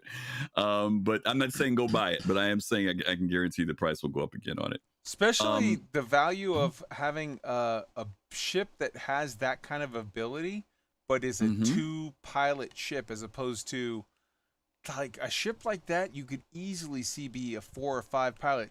That gives a lot of room for people who are just in a smaller situation where they just, have one friend and whatever, like it's viable. Well, there was a lot of controversy about when the privateer came out. And a lot of people kept wondering, okay, is the privateer, because they saw that as being an opportunity because of it having shops and stuff to do trading. But they also saw the price difference. They saw almost a, $1,700 difference in price. And people were saying, well, what's going on here? You've got this one ship, one size and one, and this privateer has come out. And then CIG even talked about some similarities in the sense of being able to have shops and having NPCs operate them. But now that we've seen, they've done the rework, they went back and reconcepted it, we can see where the value of the Banu Merchantman is going to be. I think the other reasons why it's going to go up is from other reasons. The amount of storage in it is amazing. It holds a lot of storage. Secondly, the alien aspects of it. That thing is, the lore about the Banu is that they get the best of whatever there is out there. And, they were talking about holographic displays, stuff levitating. I'm not to be funny. 250? I don't think so. You know what I mean? I really think it's just it's gonna bolster up a little bit more. Will it do a substantial increase like the 890 did, which went from, I think, 500 or 600 up to 950? Maybe it's doubled in price already. I think it'll double again. I honestly do. There are a lot of people who think it will hit 1,000. Maybe it will. I don't know. Well, to that point, let me ask you, Griff, because you know better than me. When the Banu originally dropped, was it not? I thought it was 4 stalls, 4 sales, like 4 shops. Now it's 8. I think they doubled the amount of shops with this rework. They definitely made it thicker, and they definitely made it, heftier. But I think they doubled the shops. I don't remember what the shops were, the count on them. I remember there was the negotiating / conference room. Yep. They talked about the shops in the bazaar area, as they called it back then. And of course, the cockpit area. There was the cargo area. We didn't know that there would be an internal hangar. There had always been rumors about some type of symbiotic relationship between the Defender and that ship. And mostly because it made sense, because with the Defenders being smaller fighters, they couldn't travel into deep space. They would have to in some way or other dock or connect or something if they were there to protect the merchantman. We just never knew how they were going to do it. So just for those who didn't know and didn't pay attention, why don't you announce for the folks, Griff, what's the deal with the Banu Merchantman and any ship that might be docked inside it? Well, and someone told me something else that I didn't see, so you may have to help me out on this. What they did do is create an internal hangar for the Banu Defender to be inside the ship, which was not there. We didn't see that before. Another thing that we saw was that there's a med bay in the ship, which we didn't know about before. And then the cargo area is huge. There's a crane operating in that area. SCU. Yes. And then there is an area called Sanctuary. Which is, they're very spiritual people, which is another dynamic. If anybody knows anything about the navigation with the Banu, their navigation systems are what's the word I want to use? They're legacy. They're passed down with information, and they're hardwired in. They're very specialized so that they can navigate in ways that other ships can't do. And I'm curious to see how CIG is going to implement that. but it implies that they're able to go places and navigate places by their computers that other people would have extreme difficulty to do. So there's a lot there in that ship, and there's still stuff that we haven't seen. You know what it kind of reminds me of, Griff?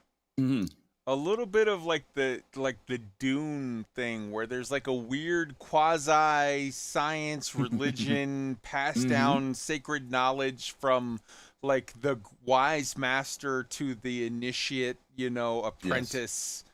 Yes. Yeah. Yep. And the other thing that was beautiful is that they still talked about some of the embellishments that they want to do to the ship. They even joked around and talked about even putting out curtains on it like a bazaar when the ramp opens up. I love the fact that Chris told them that little flip at the bottom of the ship. He says it's got to have a purpose. If it doesn't, take it off. And they came up with it being a scoop, and also working as an entrance when it lands.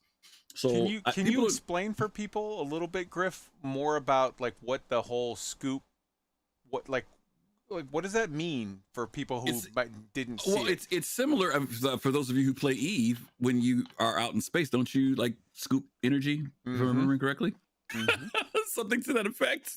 I forget what the term is called. It's not scooping. Does anybody remember what the term is that they call that?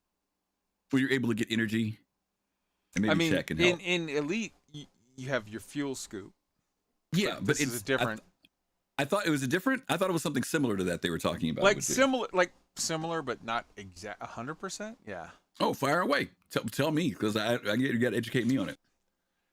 I'll be honest with you. I'm not that bright, man. I got similar, but not exactly the same. That's what I got. Yeah. Well, it was something along those lines, but my point is that it has functionality. It's not just decorative, which in Star Citizen, Chris is really big about that stuff, not just being there because it looks good, but that it has some form and function. So they did a great job on that, and I think people were really excited about it. Of course, I know people that literally muted their Discords when the Merchantman came up because they wanted to listen to it. Other than that, again, I enjoyed everything. It was just a very long day. The only area I got lost on a little bit was when they got to Vulcan. That got a little bit too tech heavy for me. I was lost through all of it. Space, yeah, it was great, but I did handle server meshing. I handled fine. Ooh. That was not a problem. But the Vulcan stuff was, oh god, it was just so much there. But I'll stop there. Those were the things that I really enjoyed. And of course, like I said, Tony Z. I still need to go back and watch Tony Z. Please don't feel. So here's the thing. I'm not gonna call out specifics, but I saw you on another program not that long ago, and you kept getting interrupted and talked over, and I did not like that, because as far as I'm concerned, like when you're talking, it's like Denzel. I'm feeling the flow. So I interrupt you just to ask you more questions, but I do not want to cut you off. I want you to express everything you got. No. I know other folks have something to say. I mean, I will ask this question. I know that I was interested. Rain shared some really great information with us last night after our show. And the question was, how did people who have never seen a Citcon, particularly people from the elite community, how did they respond to it? And she told us that it was very favorable, because I really wanted to know, you're around the old heads all the time. It's very easy to get cynical and forget and even kind of lose some of the wonder of what we're doing, and it was refreshing to hear other people who are gamers, who love the space genre, who sat and watched it and dug it. Of course, it was a long day because they weren't expecting that. Even if you go to Citcon, you kind of know it's going to be a long day. But I'm glad to hear that they enjoyed it and that they found it very informative, which is, to me, that's great. Go ahead. I think that SIG made the right choice. Like, going back to the conversation of, showing stuff that they're working on versus hyping up faked demos for 10 years on. I think they made the right choice this year with really pushing hard on showing what we've got, not what we think we'll have someday, because it's been known for, if you're a Star Citizen backer for years, you know that outside of the big flashy keynote demo that Chris leads, or in the past has led, it's a lot of panels of devs just talking about their jobs and the state of the game and as they see it in their position. Like, the graphics guys always come out and talk about, like, here's what we're doing about rendering. Here's Like, I can't remember whether it was 2018 or 2019, but there was one where it was just literally, here's an hour of how the game renders a frame of video. Just one frame of the game, layer by layer, pass by pass, everything. And it just made you appreciate everything that goes into, it makes you understand why you have shitty frames. It's because there's 17 billion steps happening every 27 milliseconds. And I want to be clear real quick on something. When I say, like, hey, man, they were doing this and that and whatever before, I'm not shitting on them for doing the tech demo hype before.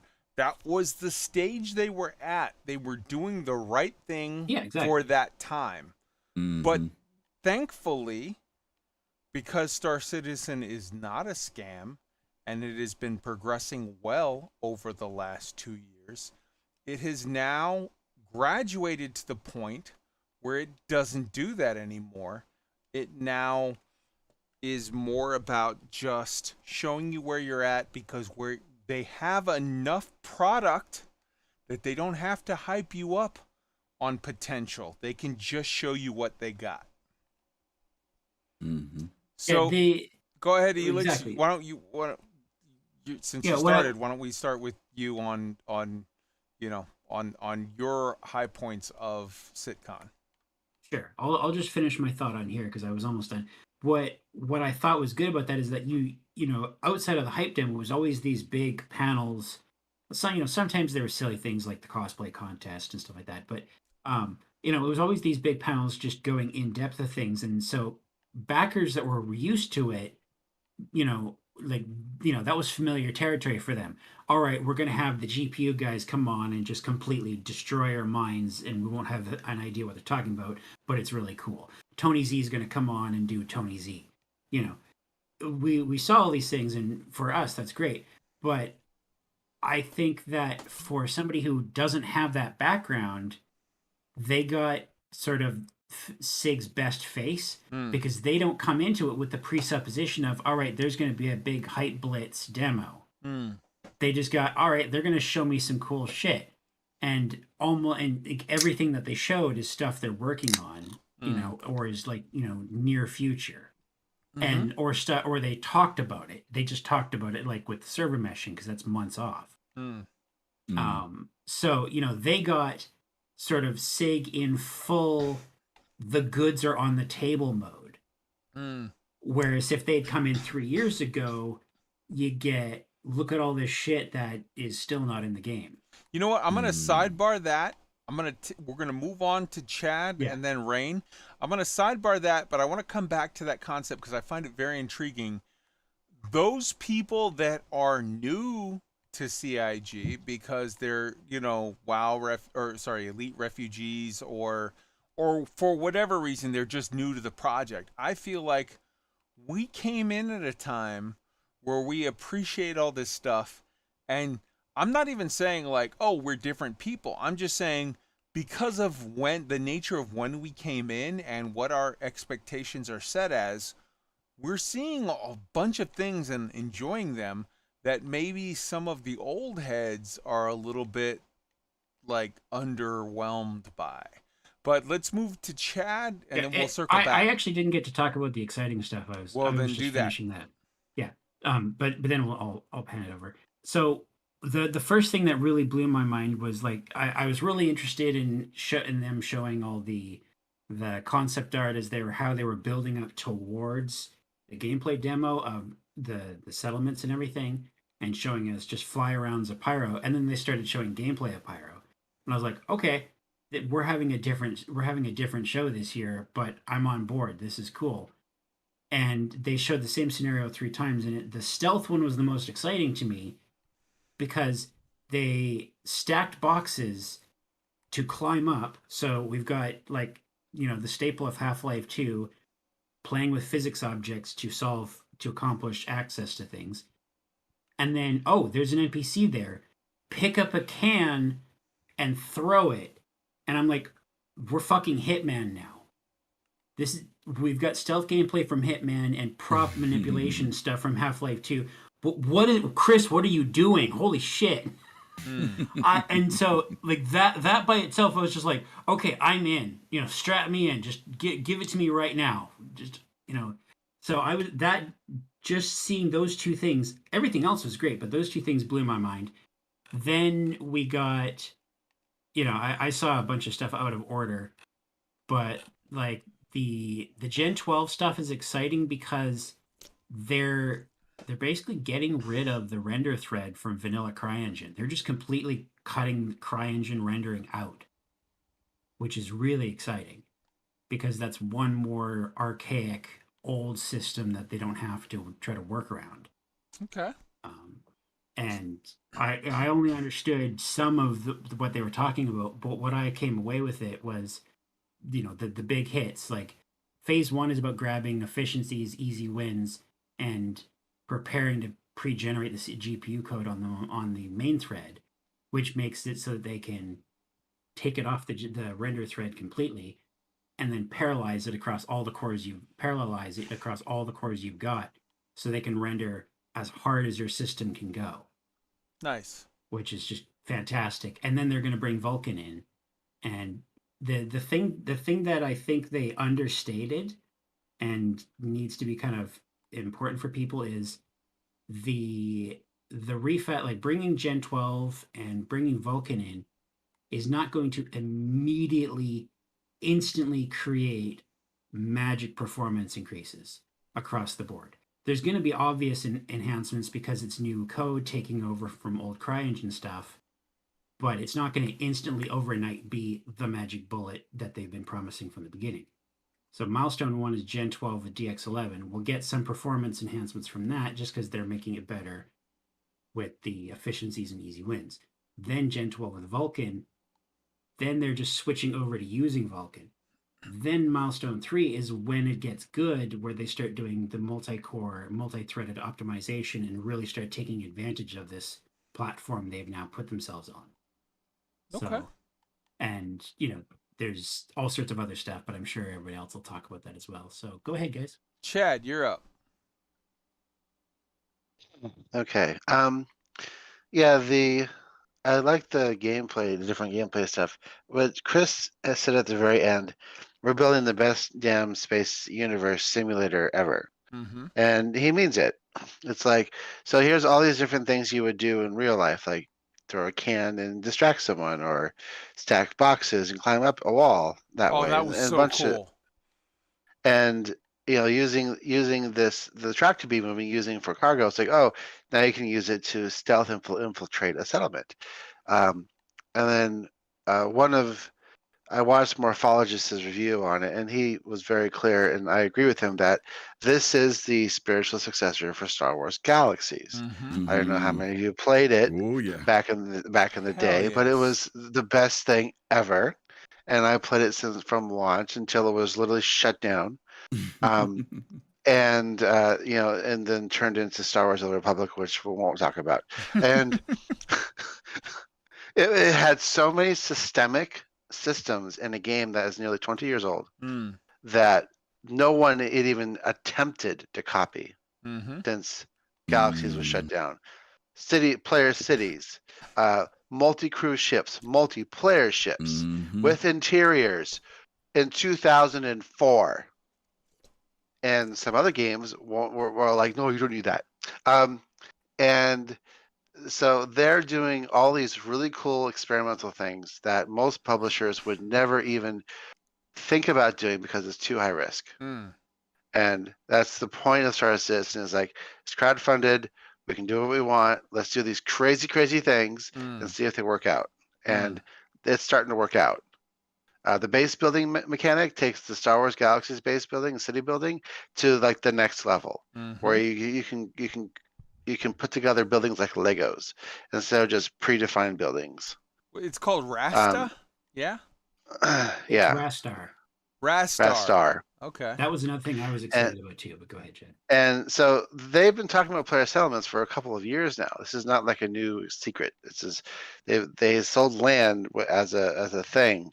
A while ago. Size plots. They sold different size plots. It was like proclaiming the what was it, like the 2K and the 5K, like 2 kilometers? It was and the 5 4 kilometer or and 4 and something? 8K. 4 and Yeah. 8. Yeah.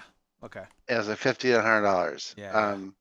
And so so there'll be player settlements and player cities and outposts, and that's what like part of what the Pioneer is, and a bunch of other in-game things to accomplish that. But there'll be people who would love to do just that, like have their own little city with their own stuff, run shops, do missions, they're on their own corner of the universe. And the point of Galaxies was to not be a Jedi and not be the hero and get the girl. It was to live in the Star Wars universe. Even if you were just a trader, or you make weapons, or you make houses, or you mine resources. That's what Star Citizen is going to be, is that you will have your little piece of the universe, and you'll be able to do whatever you want, however you want it, and in the way you want to do it. And you won't be constrained by game systems, because everything will be systemic, and it'll just be this big sandbox that you can just do what you enjoy to do. And they showed a lot. They showed the beginnings of that in Citcon. 100% true. Lady Rain, tell us some of the cool stuff that you were most excited by. I mean, everybody's pretty much covered everything. Yeah, but we want to hear from you still. I think I've become more excited after the fact as I've gone back and done some research and seen that there are, out of 10 total things on the roadmap that are responsible for server meshing, only 4 of them are not done. And 2 of them are scheduled to be finished in November and 2 in December. That's Entity Stow and Destroy and Atlas in November, and Replication Layer Entity Authority and DGS Mesh Node in December. They're actually much closer than they let on during Citcon. Much closer. And they talk about, even though we are much closer and this stuff will be done by literally the end of the year, it's scheduled to have everything server meshing on the roadmap is scheduled to be done by the end of the year, by December. Now, of course, they talk about how, like, everybody else, every other team will have to update their part of the game. So, like, audio and AI and physics, etc. So even when it's finished, we have to wait for all the teams. And the thing is we can't get a progression understanding of that, because on the roadmap, all the teams share a singular task for that. And then you find out also, September, we had like over a dozen, almost 20 different things that finished in September on the roadmap no one's had a chance to talk about, including the AI stuff walking around on planets that is supposedly faked that we saw in Citcon. That AI navigation tech, done. It's finished. It's been marked as completed. So, like, and moving into that, I thought the talk on server meshing was phenomenal. I love Daddy Z. I love everything Daddy Z got to talk about, because he daddy, and I'm going to be weird about it. Sorry, because I think the man is brilliant. And Tony talking about, hey, look, this is coming in 3.16. We're going to link it in. We're going to turn it on. And here we're going to start with just a few small bits, but we're turning it on. The simulation begins to breathe and live at the end of the year. Why? Think about it. I mean, I feel like maybe I'm too excited about this, but I've been with this project for 9 years. We're here, everybody. Yep. We're here. We're finally here. Worst scam in the history of mankind. They're actually giving us a good game. Wow, way to fail at scamming. We are here. I promise you 4.0 is next year. I will eat a shoe if 4.0 is not next year. Not even a sock, a shoe. I will right now bet real money that 3.19 will be changed into 4.0. I think we're going to get up to 3.18, and then 3.19 will be 4.0. I would go for Citcon next year. I'll be 4.0. I really, that's what I'm hoping for. 3.16 is Christmas. 3.17 is spring, 3.18 is summer, 3.19 is fall. the We're same saying thing. the same thing. Oh, okay. So 3.20 would be for whatever. Yeah, you're right. Never mind. Yeah. Duh. So, but I mean, and everybody else got to go for a little bit, so I want to keep going. No, go. I want you to go. And like, it's just everybody keeps talking about the old hats, and I'm like, hi, sitting here jumping up and down, waving. I've been here since the first 4 weeks, fuckers. You know, I am an old hat. I've been here since November of 2012. You know, my backer number is 30,000. Like, come on, I've been here since day one. Don't call it And, a comeback. She's been here for years. Exactly. Don't call it a comeback. I've been here, fucking, and I'm so excited because we have seen it over the last few years. I knew, okay, we're going to be there soon when 3.0 came out in 2017. And then we started getting the quarterly updates. And I knew, okay, they now have a handle on their teams, their pipelines, their training, their documentation, they're building their tools. Just wait, it's gonna exponentially increase. And people seem to forget. ISC, hey, a dev figured out turn the engine ignition function of a missile off, bombs miraculously. 2 months later, it's in 3.15. Same thing with cargo and refueling. They literally just manipulated the cargo transfer system a little bit, and boom, they got refueling. Yep. Well, with how the Merlin docks to the Connie, they're like, just use it. And Jared even said on ISC, nobody thought it was going to work. And then it did. And everybody was just mind blown at CIG. Hey, guys, this is what happens when you build systemically. When you build a simulation. Chris said the best damn universe simulator. He's not even calling it a space game anymore. This is Second Life, but in space. It's really funny how they continue to learn the same lesson as when players started kidnapping Big Benny and putting them in their ships. 100%. Before there was official cargo gameplay. 100%. Yes. But we're on Lady Rain's point, so I don't want to hijack that from her. Let's get back to.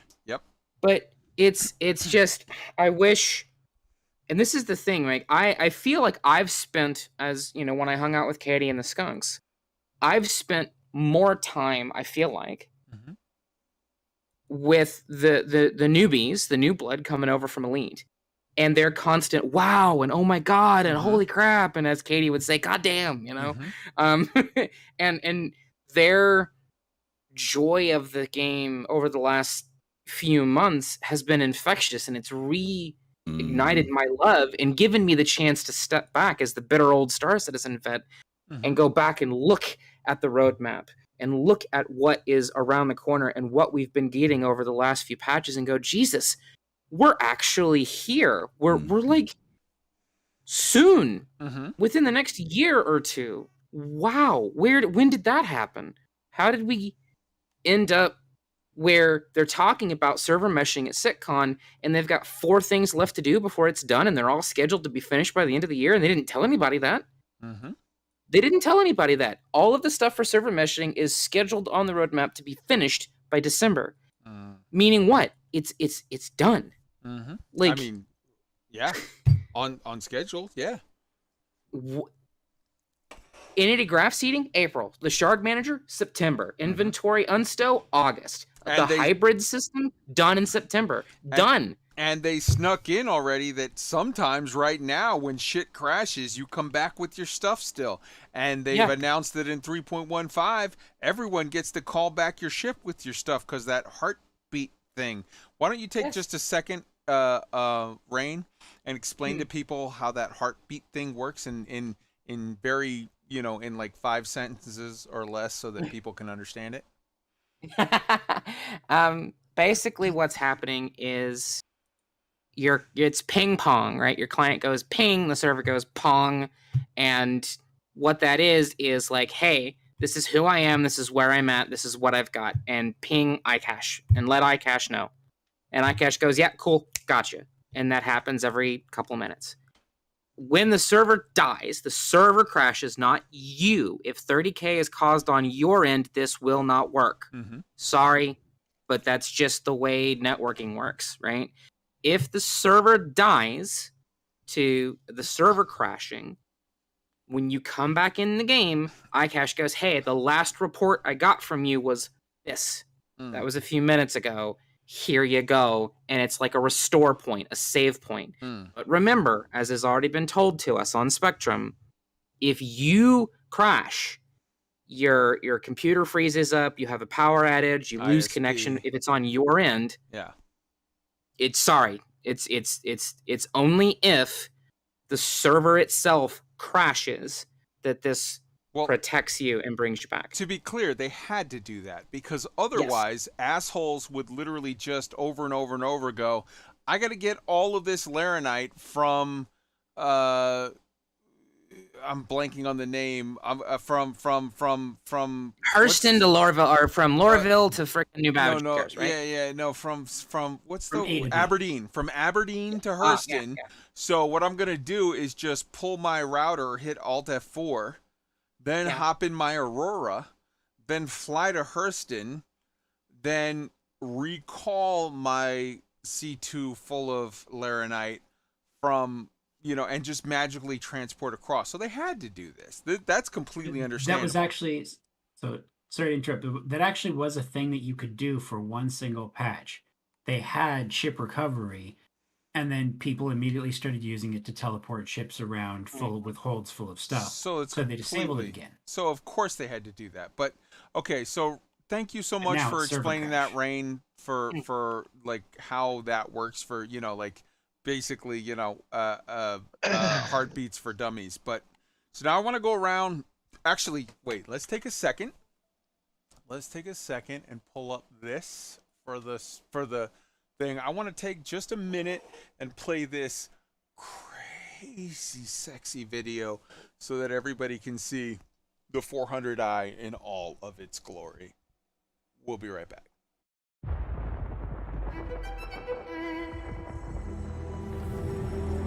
Through unforgiving lands, across the impossible expanse, a mirage calls, a distant oasis.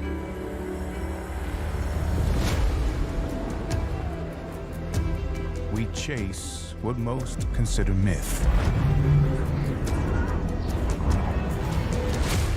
pursue an obsession. That's what pushes us to greatness. The Oasis. It's real.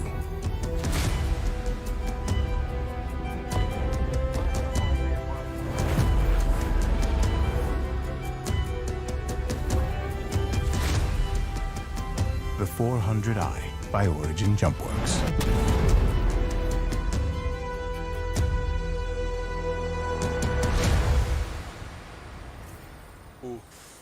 So a couple points real quick. Number one, Star Citizen knows how to sell some goddamn ships. Number two, Pedro's music is always on point. And number three,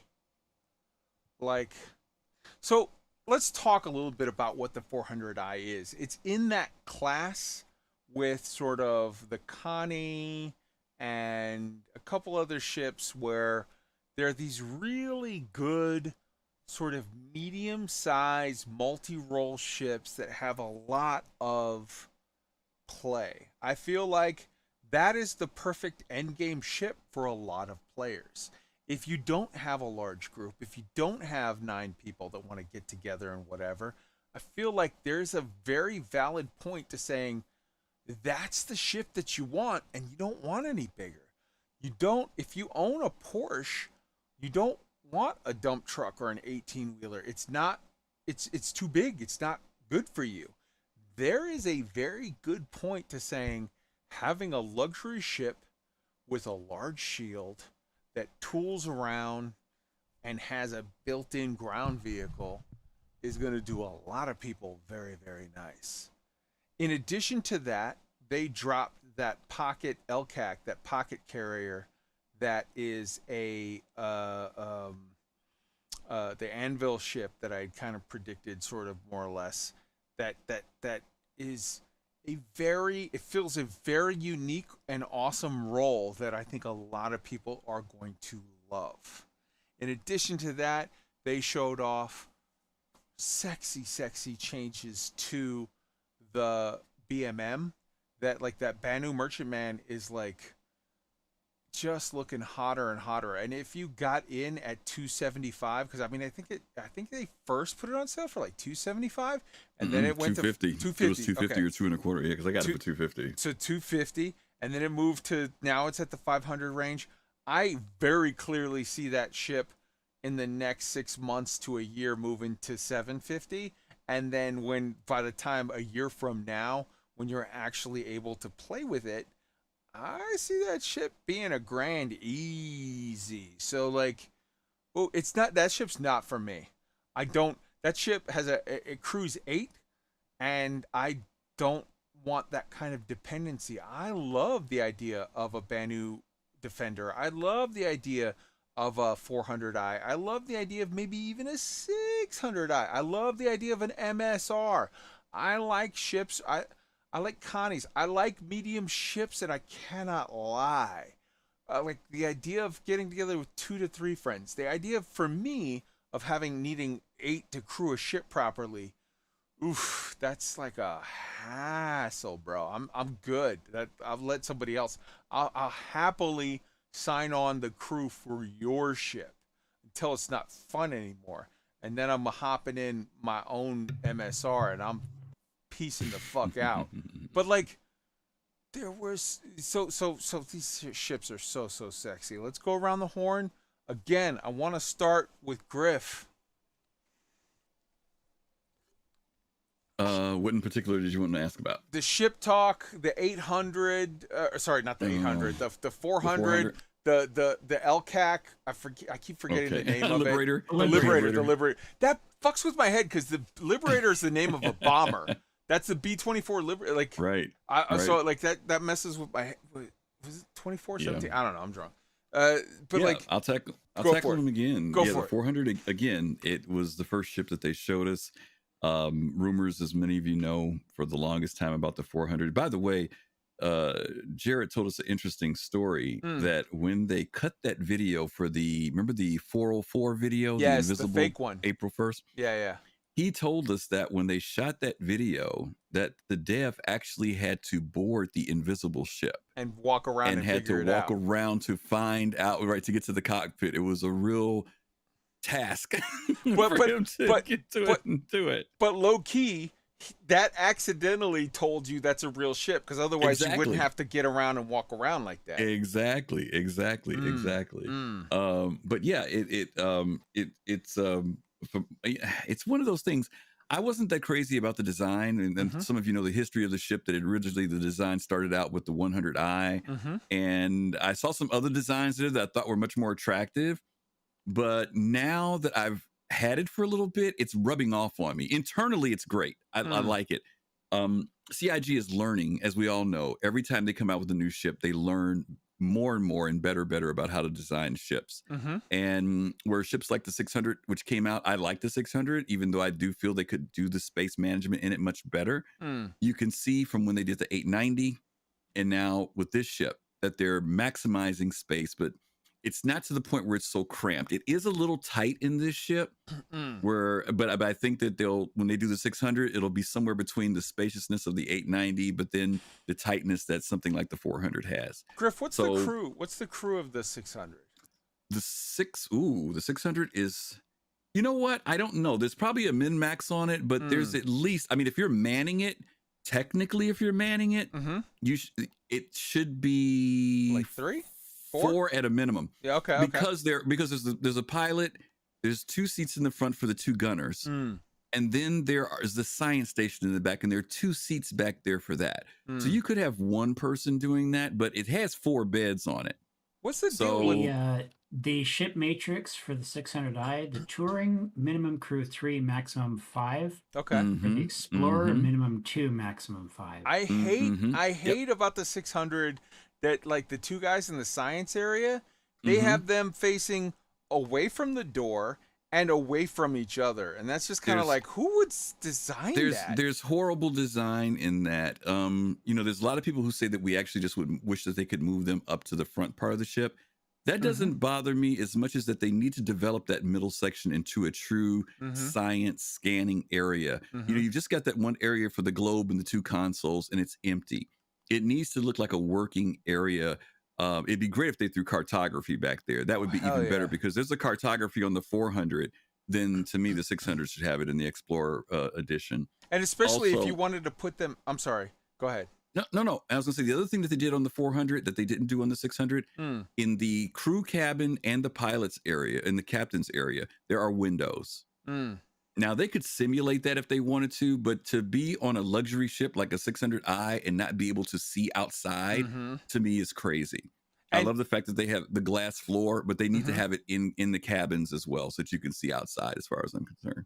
And also, if you're going to put the two science officers back there where they're at, you have the perfect space to do a whole. Remember that movie? What was that Michael Crichton movie, Sphere, where they went in there and they had that whole crazy 3D map room holographic thing? That would be awesome in that show. You have space to use. Exactly. Like, knock yourself out. Yeah. Exactly. So it needs to be a full science area for that to really have some value, because the back of the ship is done from the luxury half, but the science part is lacking tremendously. But you can say the same thing about the DUR, for that matter. There's nothing in the DUR that really makes you think too much about science. And Griff, but anyway, go ahead. Go ahead. No, go ahead. I was going to say, Griff, how did you feel about the LCAC? The Liberator. Let's talk about Liberator. that. I thought it was no. I think it's a great ship. It's first of all, it's big. This thing is really, really big. When I saw they had one of the graphics had 4 tanks in the bottom part of that thing, 3 fighters, size 5 cannons, on 2 sides, 1 remote, 1 manned, and then you've got the others defensive cannons on it. Again, I think it's a very functional ship that's going to make a lot of sense. Orgs in particular, when they want to pick up and move, that's going to be the way you do it, right? I mean, you're going to load stuff up on it and go. Now, the cool thing about that ship is that it also stands itself separate from like the C2 or M2, because they have a different type of role, which is what I appreciate about it. There were some images of even showing fighters taking off from it while it was in space.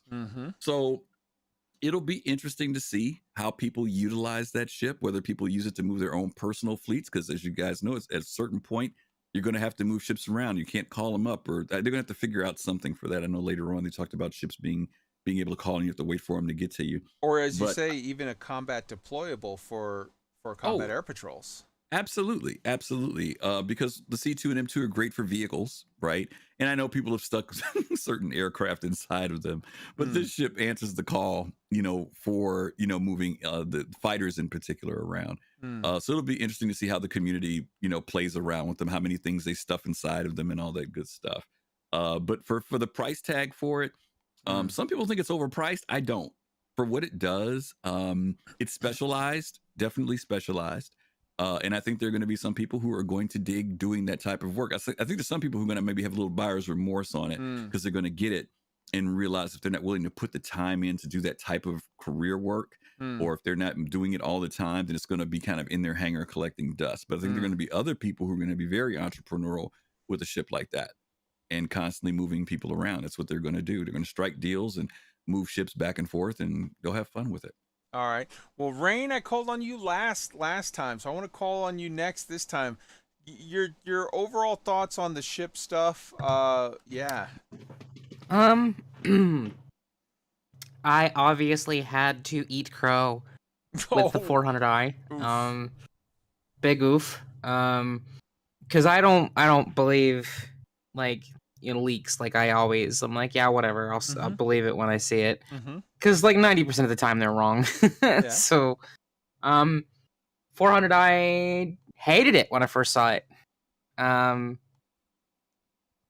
then I spent 6 hours playing playing with a friend with it, and I'm like, oh well, no, this thing's shit hot. You find out that the ventral turret, the one that's on the bottom, has a 5-degree offset, but it can fire straight forward. Nice. And so you can have the ship's forward guns and that turret forward, or then Mm. both turrets port and starboard and aft, and Mm. it's like, hey, wait a minute, 3 people on this thing. It's not quite the gunboat the Connie is. But yeah, I think the 400i is pretty and all, but I don't agree that it's a competitor to the Constellation. I don't. Okay. Okay. Constellation has more than double the cargo capacity. The Okay. Constellation has additional crew support. The Constellation has an absolute boatload of missiles. If you bring out the Andromeda, for example, or I guess its equivalent would be the Aquila, the exploration variant. But even that has more cargo, more crew, dedicated science areas as well. Can carry a full Ursa rover. And with the changes that were reverted in patch M today on the PTU, the 400i can't carry a Rock DS or a Cyclone now. At least until they get back to looking at having the ramps hit the ground or whatever correctly. So I mean, it's pretty and it's cool and it's awesome that it's 3 people and things like that. But to call it a competitor to the Constellation is just like meh. I don't agree with that. I mean, now not for so the much, go ahead. not so much competitor, but I mean they're in that mid range. Is what I maybe should have said to express it better. Yeah. Well, no, I didn't mean you. I meant like CIG. Yeah, because they're saying competitors to, like she said, the Corsair and the Connie, and there are a lot of people who are feeling it's much more toward the Freelancer more than it is toward the Andromeda. And the Andromeda is technically a warship. I mean, technically it is a warship. I feel like where we're at, it was like the early days of boxing where it was like 2 guys punch each other, 1 man falls down. And now that like the game is becoming more mature, we're getting into the point where it's like, well, no, this is the light middleweight versus the middleweight. Like we're getting more distinctions. That makes sense. Yeah. I guess it's like how the Liberator is called a light carrier. On the store page, it's called a light carrier, and Jared said it. Fine, yes, finally, pocket carrier. Hey, wait, like you didn't want to. baby. Yeah. But it actually basically is like this thing can carry a battalion of Marines and like 4 tanks and 3 fighters and 400 SCU cargo space at the same time. That is I fell in love with the Lib more than the 400i guy. Like I was like, I want one of these. That is a legit Mew minivan. That is like yes, for realsies. Because with the inventory system now, what's to stop us with loading up a bunch of rovers with crap, driving them onto that, and moving cargo that way? Well, also too, there was the guy who said it during the talk where he was like, actually, earlier I loaded it up with 97, golf cart rock PTU, whatever the hell those PVU, whatever those things are. Like, and it's like, yeah, you have a lot of freedom to think outside the bun and do weird shit with it. I put 19, with Argo cargos in it or like, yeah, who knows? Yeah. I mean, you could probably actually legitimately treat it like that. Like, hey, what about a whole bunch of Argo cargos that are running cargo between a ship in orbit and something down on the ground if we want to do it like that and acting it like a middle ground kind of a thing. I don't know. I just found the Liberator far more interesting than 400i. I just wish I wasn't poor and I could actually have one. But when it comes out, and then the Banu Merchantman, I'm gonna get it for this. I couldn't care less. No, but I don't care. That's great though. I love that because that's the whole thing. When you have a game that is very superficial, everybody likes the 3 options that you have or whatever. But when you have a game that is really deep, I agree with you with the Banu Merchantman. I think it's sex on a stick. I think it's shit hot. I don't want one. It's just not my loop, but I think it's awesome that it's there. I want to see more ground vehicles. I want to see I want to see more ships that are going to flesh out our gameplay. Where's my starter salvage and starter refueler and starter refiner to match my starter transport that is in the game and my starter miner that's in the game and my starting exploration vessels that are in the game. Right. The 100 series, for example, and the 300 series, the 315P is a Pathfinder, right? It's a single person starter exploratory vessel. So like, I want to see that. I want to see more ground vehicles. I want to see a big, Kyle know what I mean, a Hemet truck, You know, Mhm. give me a big old 8-wheeler 8x8 that's like just a cargo truck. Mhm. You know, that I can put stuff on the back of it to make it. Imagine you land on the surface and I drive a truck up and refuel your ship with a truck. You know, like I don't know. I think the sky's the limit, and I say that while talking about ground vehicles, but you know, hey, whatever. Ship talk was awesome though. I thought the Liberator was the best part of it. Obviously, a couple of my friends that own Banning Merchantmen wouldn't shut the hell up about it, Hey, but good for it's them. fine. They're excited. They're having a good time, and I'm happy for them. Oh yeah. All right. Let's see, Chad. Your thoughts, your final thoughts on the ship stuff and sort of wrapping stuff up. All right. Moving on. No Chad, you chat. there? Chad, hello? You muted? All right. Moving on to Elix, then we'll work our way back. So yeah, for me, I haven't gotten onto the PTU yet, so I haven't gotten to mess with the 400i. But you know, it's in the size class of ship where that's not something I'm going to pledge for, but I'll Mm, probably eventually get one in game. mm, But you know, I might very well fall in love with it as soon as I get on board it. So who knows? okay. The Okay. Liberator, yeah, they finally gave us a pocket carrier, Mm, and some people had the gall to complain. mm. But Haters gonna hate. well, some people just it's never enough. I don't know. But Mm-hmm. anyway, I thought that was really cool because it's a freaking barge with space engines. Mm, You know, it's you know it's what I was hoping for because it's the logistics base that you can move stuff around for a small fleet. mm, You know, you either go full on ham and you've got an Idris, you've got a Hammerhead, you've got a Starfarer to refuel all these big things. You got fighter escorts, you've got then you've got a couple Liberators going along, mm. kind of thing. Okay. Or or not Liberators, like you've got a Crucible for repairing if anything goes wrong.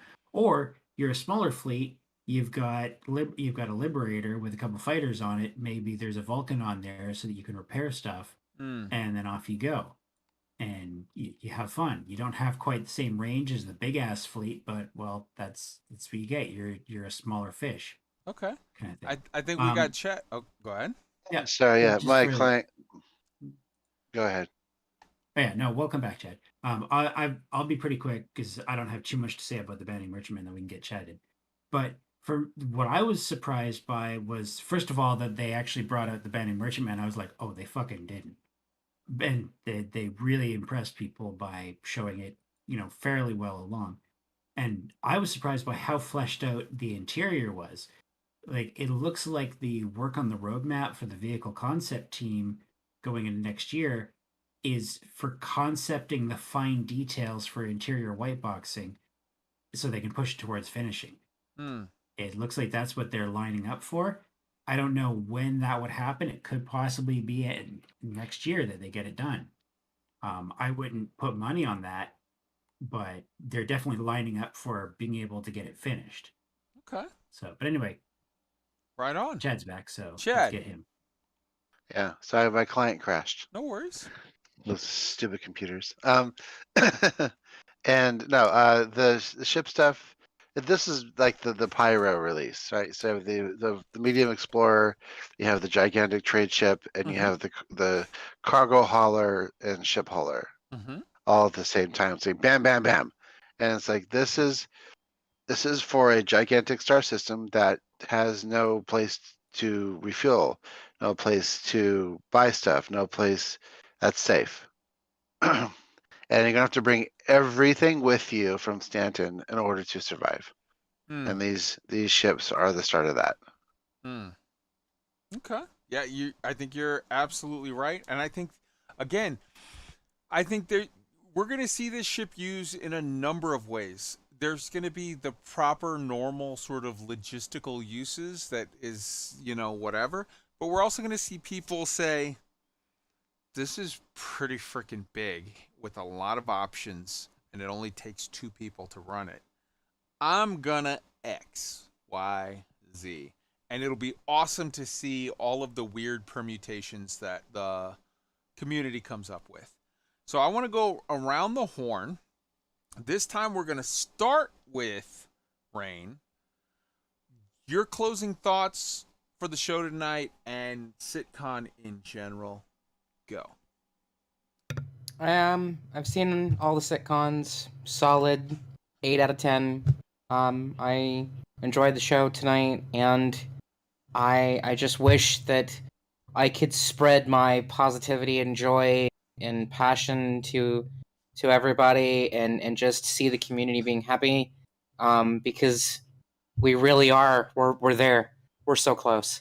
And I want everybody to have that joy and that happiness too. So, it's been a great show, and Citcon was really, really good for me. So that's me.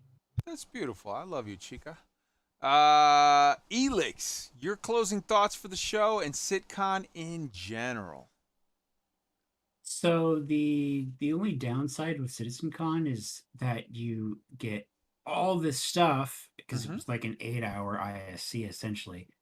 But then I would say that's it, but it's not quite true. But that's all for big, huge things for most of the year.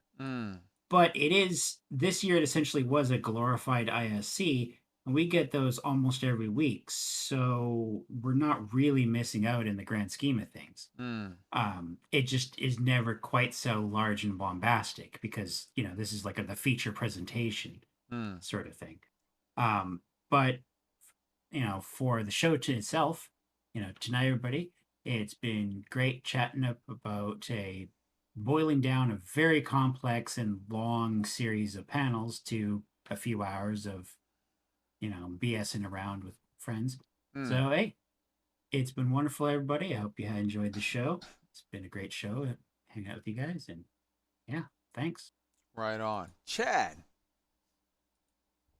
ISC, I thought it was great. I agree. CitizenCon is great. It's a gigantic ISC, 8 hours long. The first 4 hours were for like most everyone, and then the last half of it was just technical detail for those who wanted to know. And you could ignore it and be fine, or you can really dig deep and learn a lot about the project you've put money down to play and to be along on the ride during the development, which has been painful at times, but all software engineering projects are, especially one as ambitious as this one. And they're starting to deliver. They're putting their money where their mouth is. Their stuff is coming out that they've been promising for years, starting with 3.15 with the major overhaul for inventory, and you can fly the 400i now. It's not in 6 months; it's now, and so it's again when a protocol gets released, we'll have all this knowledge of how the game works already in our heads, and so the show was great. There's so much information to cover. There's so much detail and so much nuance during CitizenCon that it's impossible to cover 8 hours of content in just 3. But yeah, overall is very good. I can't wait for the IAE in November and the upcoming events, which I'm sure they will surprise us with over the next year. Again, that's beautiful, bro. I love it. Thank you. And now I want to preface this next closing with saying, number one, if you don't know Soul Citizens, you need to know Soul Citizens. Soul Citizens does 2 shows a week. They do the Thursday show at 10 p.m. Eastern Time and the Sunday show at 8 p.m. Eastern Time. They're on Twitch. They have a Discord, which is awesome. They have amazing, like, all kinds of weird sort of like community things that the Soul Citizen people are involved in, whether it's getting together to play Icarus, or earlier tonight we were all jamming out to Free Citizen Radio or whatever. There's like a Twitch channel where people were DJing and we were just jamming out, and it was legit good. I heard some bangers that I haven't heard in years, and I was like, holy shit, I want to put on a polo shirt, bathe myself in Drakkar and try to get laid like I'm back in the 9th grade. Shit is like, oof. He is amazing. He is, as far as I'm concerned, this dude is the Denzel of like, of just talking about Star Citizen shit. I could listen to this guy all night. I demand that you take twice as long as everybody else. Give us your closing thoughts on all of the fun stuff from Citcon. You're supposed to let me do the shameless plug, so I'd appreciate that. No, again, you know, it's great to always, whenever we get to hang out with you guys, it's always fun, just because I love the perspectives that you all have. And one of the things that we try to do on our show is be honest about the development of Star Citizen, but not be cynical about it. You know, there are times to call out CIG, but there are also times to remember that CIG is a growing company, and they're going to have their hurdles that they hop over successfully, then they're going to have the ones they trip over. And that's with any business. So I appreciate the fact that you guys are one of the folks out there who are trying to